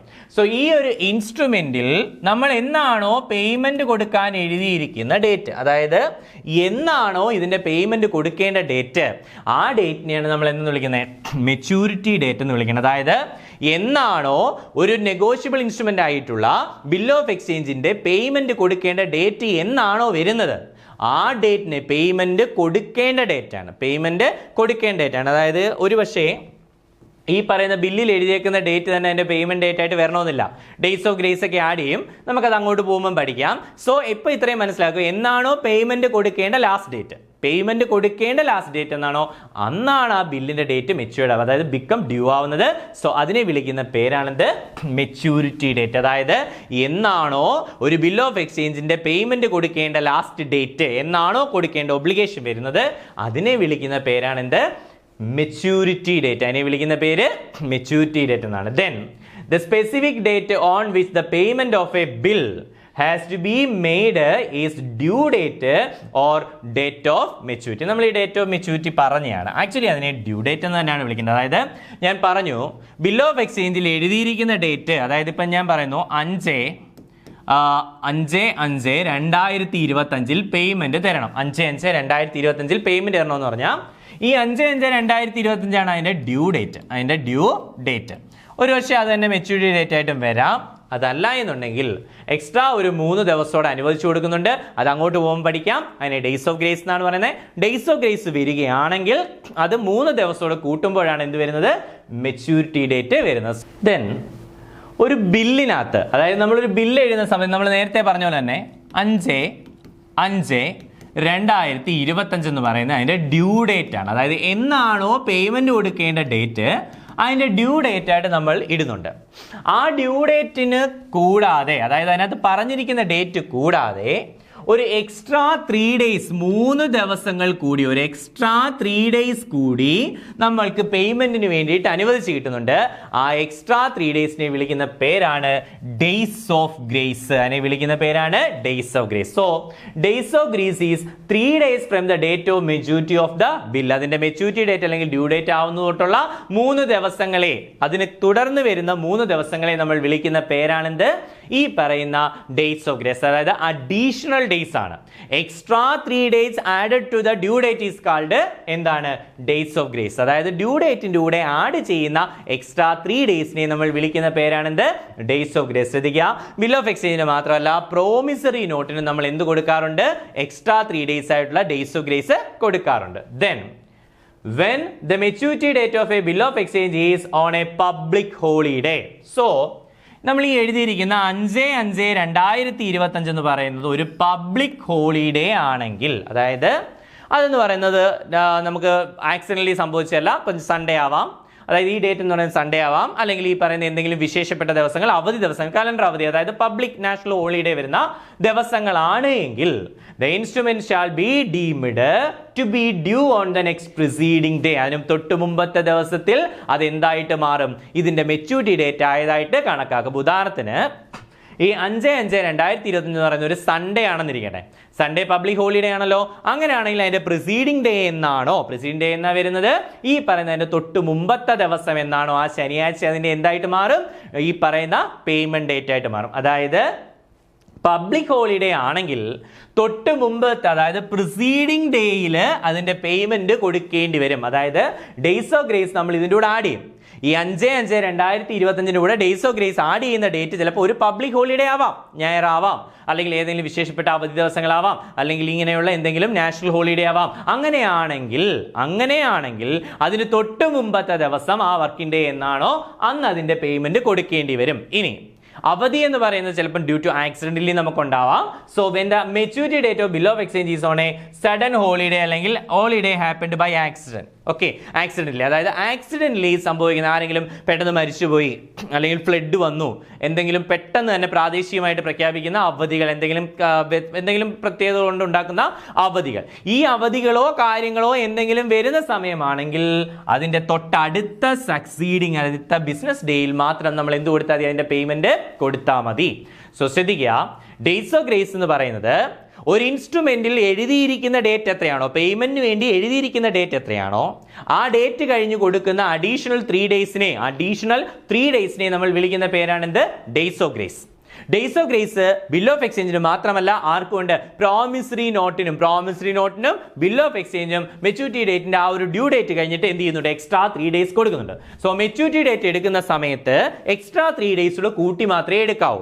അങ്ങനെ എടുക്കുമ്പോൾ, അതായത് ഇപ്പൊ നമുക്ക് പറയാം മെച്യൂരിറ്റി ഡേറ്റ് എന്താണെന്ന് ചോദിച്ചാൽ, ഒരു ബില്ലിന്റെ മെച്യൂരിറ്റി ഡേറ്റ് എന്താണെന്ന് ചോദിച്ചാൽ, so maturity date equal to due date plus days of grace ആണ്. Due date plus days of grace എത്രയാണ് നമുക്കറിയാം? എത്രയാ? എക്സ്ട്രാ 3 days ആണ്. ഡേയ്സ് ഓഫ് ഗ്രേസ് എത്രയാണ്?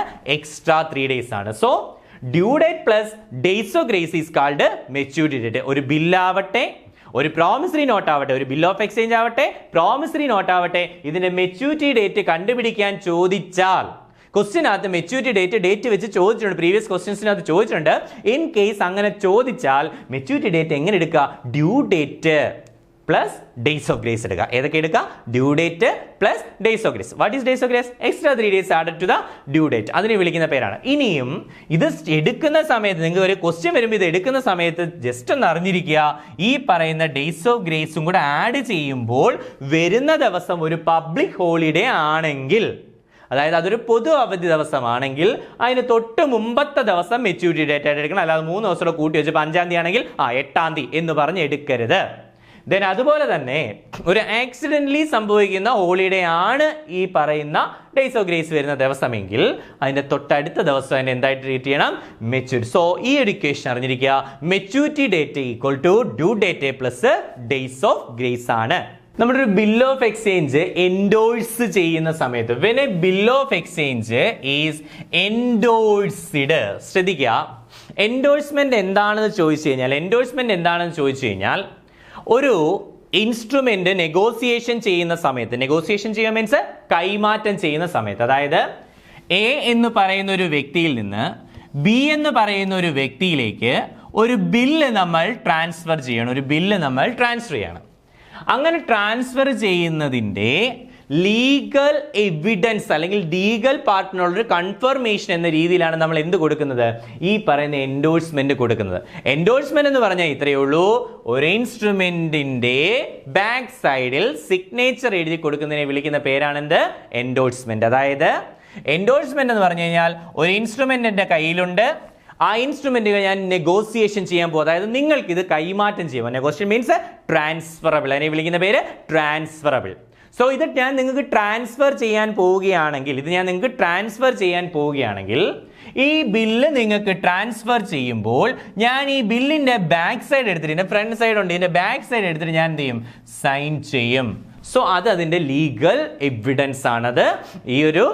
ഈ പറയുന്ന ബില്ല് ഞാനാണെങ്കിൽ വേറെ ആൾക്ക് കൊടുത്തതിനുള്ള ലീഗൽ സിഗ്നിഫിക്കൻസ് ആണ് ഏതെന്ന് പറയുന്നത്, എൻഡോഴ്സ്മെന്റ് എന്ന് പറയുന്നത്. അതിന്റെ നിയമപരമായിട്ടുള്ള ഒരു അടയാളമാണ് എന്തെന്ന് പറയുന്നത്, ഈ പറയുന്ന എൻഡോഴ്സ്മെന്റ്. സോ എൻഡോഴ്സ്മെന്റ് എന്ന് പറഞ്ഞാൽ ഇത്രയേ ഉള്ളൂ, ഒരു ഇൻസ്ട്രുമെന്റിന്റെ ബാക്ക് സൈഡിൽ അത് ഇൻസ്ട്രുമെന്റ് കൈമാറ്റം ചെയ്യാൻ വേണ്ടി ഒപ്പിടുക. നിങ്ങൾ ബാങ്കിലേക്കൊക്കെ ചെക്ക് എഴുതി കൊടുത്തു വിടുമ്പോൾ ചെക്കിന്റെ ബാക്ക് സൈഡിൽ ഒപ്പിടത്തില്ലയോ, അത് എൻഡോഴ്സ്മെന്റാ. വേറെ ആൾക്ക് കൊടുക്കുമ്പോൾ, വേറെ ആളിലേക്ക് കൈമാറ്റം ചെയ്യുമ്പോൾ ആ ഇൻസ്ട്രുമെന്റിന്റെ ബാക്ക് സൈഡിൽ നിങ്ങൾ എന്ത് ചെയ്യണം, സിഗ്നേച്ചർ ഇടണം. അതിനെ വിളിക്കുന്ന പേരാണ് എൻഡോഴ്സ്മെന്റ്. ആ എൻഡോഴ്സ്മെന്റ് ചെയ്യുന്ന സമയത്ത് ഇവിടെ എ ആണല്ലോ ബിക്ക് കൊടുത്തത്, അതായത് ഇവിടെ എയുടെ കയ്യിലിരുന്ന ബില്ല് എ ഒപ്പിട്ടിട്ട്, എയുടെ ഒപ്പം ഇട്ടിട്ട് ആർക്ക് കൊടുത്തു, ബിക്ക് കൊടുത്തു. സോ എ വിളിക്കുന്ന പേരാണ് എൻഡോഴ്സർ. എ വിളിക്കുന്ന പേരെന്തുവാ, എൻഡോഴ്സർ. നൽകുന്നവനാരോ അവൻ എൻഡോഴ്സറും, അതേപോലെ തന്നെ സ്വീകരിക്കുന്നവനാരോ അവനാരാണ്, എൻഡോഴ്സിയുമാണ്. എൻഡോഴ്സി, അതായത് എൻഡോഴ്സറും എൻഡോഴ്സിയും ഉണ്ട്. ഇനി ശ്രദ്ധിക്കുക, ഒരു ബില്ല് എൻഡോഴ്സ് ചെയ്യുമ്പോൾ എയുടെ ഒപ്പിട്ട് എയുടെ കയ്യിലിരുന്ന ഒരു ബില്ല് എൻഡോഴ്സ് ചെയ്തു, ആർക്ക് കൊടുത്തു, ബിക്ക് കൊടുത്തു. എൻഡോഴ്സ് എന്ന് വെച്ചാൽ പുറകിൽ ഒപ്പിട്ടു ട്രാൻസ്ഫർ ചെയ്ത് ബിക്ക് കൊടുത്തു. അങ്ങനെ കൊടുക്കുമ്പോൾ when a bill is endorsed, the endorser will credit bill receivable. അതായത് ഇദ്ദേഹം എന്ത് ചെയ്യും, ഇദ്ദേഹത്തിന്റെ ബിൽസ് റിസീവബിളിനെ അക്കൗണ്ടിങ് ട്രീറ്റ്മെന്റിനകത്ത് എന്ത് ചെയ്യും, ഇതെടുത്തിട്ട് ക്രെഡിറ്റ് ചെയ്യും. ഇതെന്ത് ചെയ്യും, ക്രെഡിറ്റ് ചെയ്യും. നമുക്കറിയാം, ഒരു ബില്ല് നമ്മുടെ കയ്യിലേക്ക് വരുന്ന സമയത്ത് ആ ബിൽസ് റിസീവബിൾ, അതായത് എൻ്റെ കയ്യിൽ, എയുടെ കയ്യിലിരിക്കുന്ന ബിൽസ് റിസീവബിൾ എയെ സംബന്ധിച്ച ഒരു അസറ്റ് ആണ്. എയെ സംബന്ധിച്ച് എന്താണ്, അസറ്റ് ആണ്. അസറ്റുകൾക്ക് എന്ത് ബാലൻസ് ആണ്, അസറ്റുകൾക്ക് ഡെബിറ്റ് ബാലൻസ് ആണ് കൊടുക്കുന്നത്. സോ ബിൽസ് റിസീവബിൾ വരുമ്പോൾ ബിൽസ് റിസീവബിളിന് എന്ത് കൊടുക്കും, നമ്മൾ ഡെബിറ്റ് ബാലൻസ് കൊടുക്കും, അല്ലേ? അങ്ങനെയാണല്ലോ നമ്മൾ അക്കൗണ്ട് ട്രീറ്റ്മെന്റ് ചെയ്യുന്നത്. ശ്രദ്ധിക്കുക, നിങ്ങളുടെ കയ്യിലേക്ക് ബിൽസ് റിസീവബിൾ വരുമ്പോൾ അത് അസറ്റ്സ് ആണ്, അതിന് ഡെബിറ്റ് ബാലൻസ് വന്ന് കിടക്കുകയാണ്. ഡെബിറ്റ് ബാലൻസ് ജേലണ്ടറിലൊക്കെ ഒന്നും പോണ്ട, അതൊരു അസറ്റ്സ് ആണ്. അതായത് ബിൽസ് റിസീവബിൾ ഒരു അസറ്റ് ആണ്. ബിൽ റിസീവബിൾ നിങ്ങൾ അസറ്റ് സൈഡിലാണ് എഴുതുന്നത്. ബിൽസ് റിസീവബിളിന് എന്ത് എഴുതാറുണ്ട്, നിങ്ങൾ ഈ പറയുന്ന രീതിയിൽ എന്ത് ചെയ്യുന്നു, ഡെബിറ്റ് ബാലൻസ് കൊടുത്തു നോക്കുക. അപ്പൊ ഈ ബിൽസ് റിസീവബിൾ നമ്മുടെ കയ്യിൽ നിന്ന് പോയി, അതായത് ഓൾറെഡി ബിൽസ് റിസീവബിളിന് ഡെബിറ്റ് ബാലൻസ് കിടപ്പുണ്ട്. അസറ്റ് ആയതുകൊണ്ട് ബിൽസ് റിസീവബിളിന് എന്ത് കൊടുക്കുന്നുണ്ട്, ഡെബിറ്റ് ബാലൻസ് കൊടുക്കുന്നുണ്ട്. ബിക്കോസ് അതൊരു അസറ്റ് ആണ്, അസറ്റ്സിന് ഡെബിറ്റ് ബാലൻസ് ആണ്, നമുക്കറിയാം. അത് കൊടുത്തു. ഇനി നമ്മൾ ഈ ബില്ല് എന്ത് ചെയ്തു, വേറെ ആൾക്ക് കൊടുത്തു. ആർക്ക് കൊടുത്തു, ബിക്ക് കൊടുത്തിട്ട് ബിയുടെ കയ്യിൽ നിന്ന് പൈസ ഇങ്ങ് വാങ്ങിച്ചില്ലേ. സോ ഡെബിറ്റ് ബാലൻസ് ഉള്ള ഒരു ഐറ്റം നമ്മുടെ കയ്യിൽ നിന്ന് പോവുമല്ലയോ. ഡെബിറ്റ് ബാലൻസ് ഉള്ള ഐറ്റം പോകാൻ വേണ്ടി ഡെബിറ്റിൽ പോയി വെട്ടിക്കളയാൻ പറ്റത്തില്ലോ.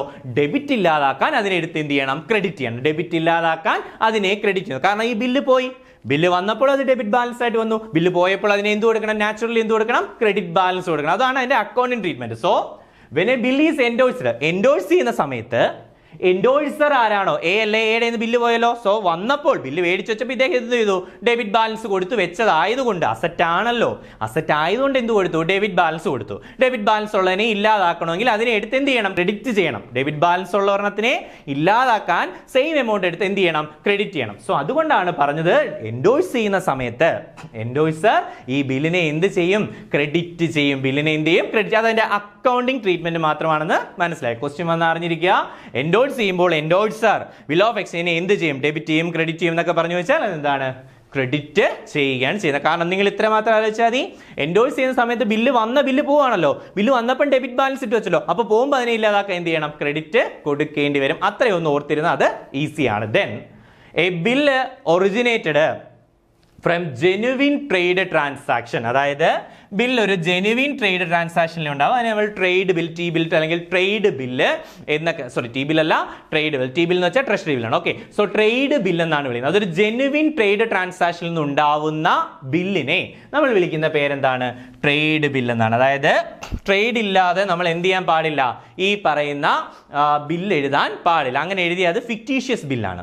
അല്ലെങ്കിൽ കൈറ്റ് ബില്ലെന്നോ വിൻഡ് ബില്ലെന്നോ ക്രോസ് ഫയർ എന്നോ ഒക്കെ നമുക്ക് അതിനെ വിളിക്കാം. ഓക്കെ, അല്ലെങ്കിൽ ഇങ്ങനെയുള്ള പേരുകളിലൊക്കെ അതിനെ അറിയപ്പെടും. സോ അത് പോട്ടെ. സോ ശ്രദ്ധിക്കുക, ഒരു ബില്ല് ഒറിജിനേറ്റ് ചെയ്യേണ്ടത് എപ്പോഴും എന്താണ്? ഒരു ജെനുവിൻ ട്രേഡ്. കാരണം നമുക്കറിയാം, വ്യക്തികൾ തമ്മിൽ പൈസ കൊടുക്കാനാണെങ്കിൽ ട്രേഡ് നടത്തി ഈ പറയുന്ന ബിൽ ഓഫ് എക്സ്ചേഞ്ചിന്റെ ആവശ്യമില്ല. എന്തിന്റെ ആവശ്യമുള്ളൂ? പ്രോമിസറി നോട്ടിന്റെ ആവശ്യമേ ഉള്ളൂ. സോ ഒരു ബില്ല് എഴുതുന്നതുകൊണ്ട് ബില്ല് എവിടെ നിന്നുണ്ടാവുന്ന? ഒരു ജെനുവിൻ ട്രേഡ് ട്രാൻസാക്ഷനിൽ നിന്നുണ്ടാവുന്നതാണ്. സോ അതിനെ നമ്മൾ ട്രേഡ് ബിൽ എന്ന്, സോ ട്രേഡ് ബിൽ എന്നാണ് വിളിക്കുന്നത്. കുഴപ്പമൊന്നുമില്ല. Then the banker should prefer to discount a genuine trade bill. ബാങ്കിൽ ഡിസ്കൗണ്ട് ചെയ്യുന്ന സമയത്ത് ഒരു ജെനുവിൻ ട്രേഡ് ബില്ല് മാത്രമേ, അതായത് ട്രേഡ് നടക്കാതെ എഴുതുന്ന ബില്ലുകൾ, ഇൻവോയ്സ് ഇല്ലാത്ത ബില്ലുകൾ ബാങ്കുകൾ എന്ത് ചെയ്യില്ല? ഡിസ്കൗണ്ട് ചെയ്യില്ല. ഇനി ബാങ്കുകൾ ഡിസ്കൗണ്ട് ചെയ്യുന്നതാണല്ലോ ബിൽ ഡിസ്കൗണ്ടർ എന്ന് പറയുന്നത്. ബില്ല് ഡിസ്കൗണ്ട് ചെയ്യുക എന്ന് പറഞ്ഞു കഴിഞ്ഞാൽ, ഇപ്പം നിങ്ങൾ എനിക്ക് എഴുതി തന്ന, അതായത് ഞാൻ എഴുതിയിട്ട് നിങ്ങൾ ഒപ്പുവെച്ച്, എഴുതി തന്നതല്ല, ഞാൻ എഴുതിയിട്ട് നിങ്ങൾ ഡ്രാഫ്റ്റ് നിങ്ങളെ തന്ന് നിങ്ങൾ ഒപ്പിട്ട് തന്ന ബില്ല് എൻ്റെ ഇരിക്കുകയാണല്ലോ. എനിക്കിപ്പോൾ അതിൻ്റെ പേയ്മെൻറ്റ് വേണം. പക്ഷേ അതിനകത്ത് ഡേറ്റ് ഇട്ടുകൊണ്ട് ആ ഡേറ്റിൽ മാത്രം നിങ്ങൾ പേയ്മെൻറ്റ് എന്നാൽ മതി. അതിന് മുമ്പ് നിങ്ങൾ പേയ്മെൻറ്റ് തരണ്ടല്ലോ. സോ ഈ സമയത്ത് എനിക്ക് പൈസയ്ക്ക് ആവശ്യം വന്നാൽ ഞാൻ എന്ത് ചെയ്യും? നിങ്ങൾ എഴുതി തന്നെ എനിക്ക് 1 ലക്ഷം രൂപയുടെ ഒരു ബില്ലാണ്. ഈ 1 ലക്ഷം രൂപയുടെ ബില്ല് ട്രേഡ് ട്രാൻസാക്ഷൻ ആണ്. ആ 1 ലക്ഷം രൂപയുടെ ബില്ല് കൊണ്ട് ചെന്ന് ഞാൻ ബാങ്കിൽ കൊണ്ടുപോയി കൊടുത്താൽ ബാങ്ക് ഒരു ഡിസ്കൗണ്ട് റേറ്റ് എടുത്തിട്ട്, ഇപ്പോൾ ഉദാഹരണത്തിന് 5000 രൂപ ബാങ്ക് എടുത്താൽ, അതായത് 1 ലക്ഷം രൂപയുടെ ബില്ല് കൊണ്ട് കൊടുക്കുന്നു, 5000 രൂപ ബാങ്ക് ഡിസ്കൗണ്ട് റേറ്റിൽ മാറിത്തരുന്നു, 95,000 രൂപ എനിക്ക് തന്നാൽ ഇത് ബിൽ ഡിസ്കൗണ്ട് ആണ്. അതിനെ വിളിക്കുന്ന പേരാണ് ബില്ല്. കാരണം ബില്ല് എന്ത് ചെയ്തു? ഒരു ഡിസ്കൗണ്ട് റേറ്റിൽ ബാങ്കിൽ മാറിയെടുത്തു. ബാങ്കിന് ചാർജ് വേണം, ബാങ്കിന് പിന്നെ ലാഭം വേണ്ടേ, ബാങ്കിന്റെ കമ്മീഷൻ അവർ ഡിസ്കൗണ്ട് ആയിട്ട് എടുത്തു. 5000 രൂപ അവർ പിടിച്ചു, ബാക്കി 95,000 രൂപ എനിക്ക് വന്നു. ഇത്തരത്തിലൊരു ഡിസ്കൗണ്ട് റേറ്റിൽ ബാങ്കുകൾ ബില്ലുകൾ മാറിത്തരുന്നതിനെ വിളിക്കുന്ന പേര് ബിൽ ഡിസ്കൗണ്ട് എന്നാണ്. ഈ ബിൽ ഡിസ്കൗണ്ട് ചെയ്തു കൊടുക്കണമെങ്കിൽ അതൊരു ജെനുവിൻ ട്രേഡ് ട്രാൻസാക്ഷനുള്ള ബില്ലായിരിക്കണം. അതായത് ബാങ്കുകൾ ജെനുവിൻ ട്രേഡ് ട്രാൻസാക്ഷൻ നടന്നാൽ അതിൽ നിന്നുള്ള ട്രേഡ് ബില്ല് മാത്രമേ, ഇൻവോയ്സ് ഒക്കെയുള്ള ജെനുവിൻ ട്രേഡ് ബില്ലുകൾ മാത്രമേ ആര് മാറിക്കൊടുക്കൂ? ബാങ്കുകൾ മാറിക്കൊടുക്കൂ. Then the one is legally entitled the possession of the bill in his name and to rescue or recover the amount is called holder. അതായത് നിയമപ്രകാരം ഒരു ഇൻസ്ട്രുമെന്റിന്റെ പേയ്മെന്റ് കിട്ടേണ്ട ആളെന്ന് പറയുന്നത് ഹോൾഡർ ആണ്. ഓക്കെ, അതായത് ലീഗലി നിയമപ്രകാരം ഒരു ഇൻസ്ട്രുമെന്റ് പൊസഷൻ കയ്യിലിരിക്കുന്ന ഒരാൾക്ക്, അതായത് അടിച്ചു മാറ്റി വെച്ചൊന്നും ആവരുത്, അത് പൊസഷൻ കയ്യിലിരിക്കുന്ന ഒരാൾക്ക് അതിനെ എന്ത് ചെയ്യാം? പേയ്മെന്റിനുള്ള അവകാശമുണ്ട്. അദ്ദേഹത്തെ വിളിക്കുന്ന പേരാണെന്ത്? ഹോൾഡർ. അതിനാൽ എൻ്റെ പേരിലുള്ള ഇൻസ്ട്രുമെന്റ്, ഇപ്പൊ ഇത്രയേ ഉള്ളൂ. നിങ്ങളൊരു ചെക്ക് എഴുതി തന്നു, അതൊരു ബെയറർ ചെക്കാണ്. ആ ചെക്ക് എനിക്ക് എഴുതി തരുന്ന സമയത്ത് ആ ചെക്ക് ബാങ്കിൽ കൊണ്ടുപോയി അതിൻ്റെ പേയ്മെന്റ് എനിക്ക് കിട്ടും. കാരണം അതിനകത്ത് ആർക്ക് കൊടുക്കണമെന്ന് എഴുതിയിട്ടില്ലെങ്കിൽ എനിക്ക് കിട്ടും, ഞാൻ ഹോൾഡറാണ്. പക്ഷെ എൻ്റെ പേരും കൂടെ എഴുതിയിട്ടാൽ, എൻ്റെ പേരിലേക്ക് തന്നെയാണ് തന്നെങ്കിൽ അതിനെ വിളിക്കേണ്ട പേര് ഹോൾഡർ ഇൻ ഡ്യൂ കോഴ്സ് ആണ്. വ്യക്തമായിട്ടും ഒരു വ്യക്തിയുടെ പേര് പറഞ്ഞുകൊണ്ട് ആ വ്യക്തിക്ക് തന്നെ കൊടുക്കണമെന്ന് പറഞ്ഞുകൊണ്ട് ഒരു വ്യക്തിയുടെ കയ്യിൽ അതിരിക്കുന്നുണ്ടെങ്കിൽ അയാളെ ഹോൾഡർ ഇൻ ഡ്യൂ കോഴ്സ് എന്നും, എന്നാൽ ഇൻസ്ട്രുമെന്റ് വെറുതെ അടിച്ചു മാറ്റി വെച്ചാലും നിങ്ങൾ എന്തെന്ന് വിളിക്കാം? ഹോൾഡർ എന്ന് വിളിക്കാം. പക്ഷേ നമ്മുടെ ഈ ഇൻസ്ട്രുമെന്റുകളിലെല്ലാം പേയ്മെന്റ് ഹോൾഡർക്ക് കൊടുക്കാം. അതായത് വേറെ പ്രശ്നമൊന്നുമില്ലെങ്കിൽ ആർക്ക് കൊടുക്കാം? ഹോൾഡർക്കാണ് എന്ത് കിട്ടേണ്ടത്? പേയ്മെന്റ് കിട്ടേണ്ടത്. When a bill met before due date, നിങ്ങളുടെ കയ്യിൽ പേയ്മെന്റ് കൊടുക്കാൻ വേണ്ടിയിട്ട് ഒരു ബില്ല് നിങ്ങൾ കൊടുത്തിട്ടുണ്ട്. അതായത് എനിക്ക് ബില്ല് തന്നു, അതിൻ്റെ ഡ്യൂ ഡേറ്റ് ആവുന്നതിന് മുമ്പ് നിങ്ങൾ അതിൻ്റെ പേയ്മെന്റ് എനിക്ക് തന്നാൽ, ഡ്യൂ ഡേറ്റ് ആവുന്നതിന് മുമ്പ് പേയ്മെന്റ് തന്നാൽ അതിനെ വിളിക്കുന്ന പേര് റിട്ടയറിംഗ് ഓഫ് ബിൽ അല്ലെങ്കിൽ ബിൽ റിട്ടേർഡ് എന്ന് വിളിക്കും. അതിനെ എന്തെന്ന് വിളിക്കും? Bill retired. Retiring of bill അല്ലെങ്കിൽ ബിൽ റിട്ടേർഡ് എന്നതിനെ വിളിക്കും. Then in case of retiring a bill, a holder usually allow a concession for early payment is called rebate. ശ്രദ്ധിക്കുക, നിങ്ങൾ പ്രോംപ്റ്റ് പേയ്മെന്റ് ചെയ്യുന്നവരാണെങ്കിൽ അല്ലെങ്കിൽ ഇതിന്റെ കൃത്യമായ ഡേറ്റ്, മെച്യൂരിറ്റി ഡേറ്റിന് മുമ്പേ നിങ്ങൾ പേയ്മെന്റ് ചെയ്യുകയാണെങ്കിൽ ആ പേയ്മെന്റ് ചെയ്യുമ്പോൾ യൂഷ്വലി നിങ്ങൾക്ക് ഒരു ഡിസ്കൗണ്ട് റേറ്റിലായിരിക്കും തരുന്നത്. അതായത് നിങ്ങൾ പറയാം, നിങ്ങൾ കൃത്യസമയത്ത് തന്നെയല്ലേ, എനിക്ക് 1 ലക്ഷം രൂപ തന്നായിരുന്നല്ലേ, നിങ്ങൾ ഒന്ന് തരണ്ട, 98,000 രൂപ തന്നാൽ മതി, 2,000 രൂപ നിങ്ങൾക്ക് തിരിച്ചു തന്നിരിക്കട്ടെ.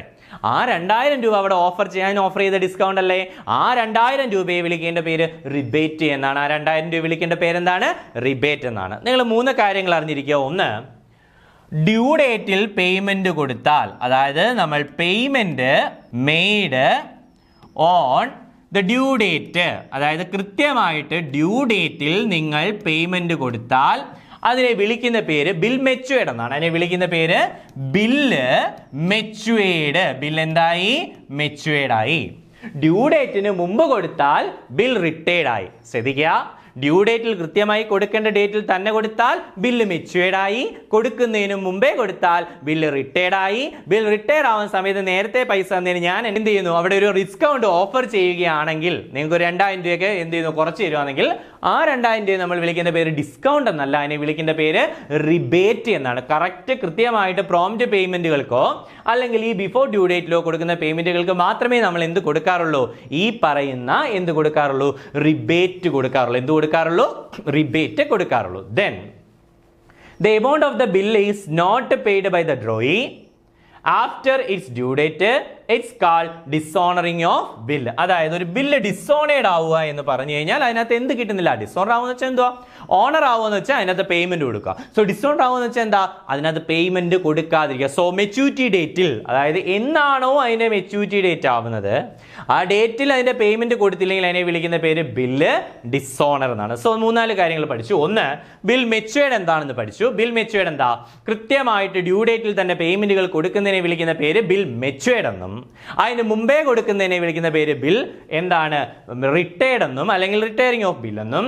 ദെൻ അതിന് കൊടുക്കുന്ന, അതായത് റിട്ടയറിംഗ് ഓഫ് ബില്ല് നടക്കുന്ന സമയത്ത് കൊടുക്കുന്ന ഡിസ്കൗണ്ട് ഓഫർ ചെയ്യുന്നെങ്കിൽ അതിനെ റിബേറ്റ് എന്നും, എന്നാൽ അതിന്റെ പേയ്മെന്റേ കൊടുക്കാതിരിക്കുകയാണെങ്കിൽ അതിനെ വിളിക്കുന്ന പേരെന്തുവാണ്? ഡിസോണറിംഗ് ഓഫ് ബിൽ എന്നാണ്. ബിൽ എന്ത് ചെയ്തെന്ന് പറയും?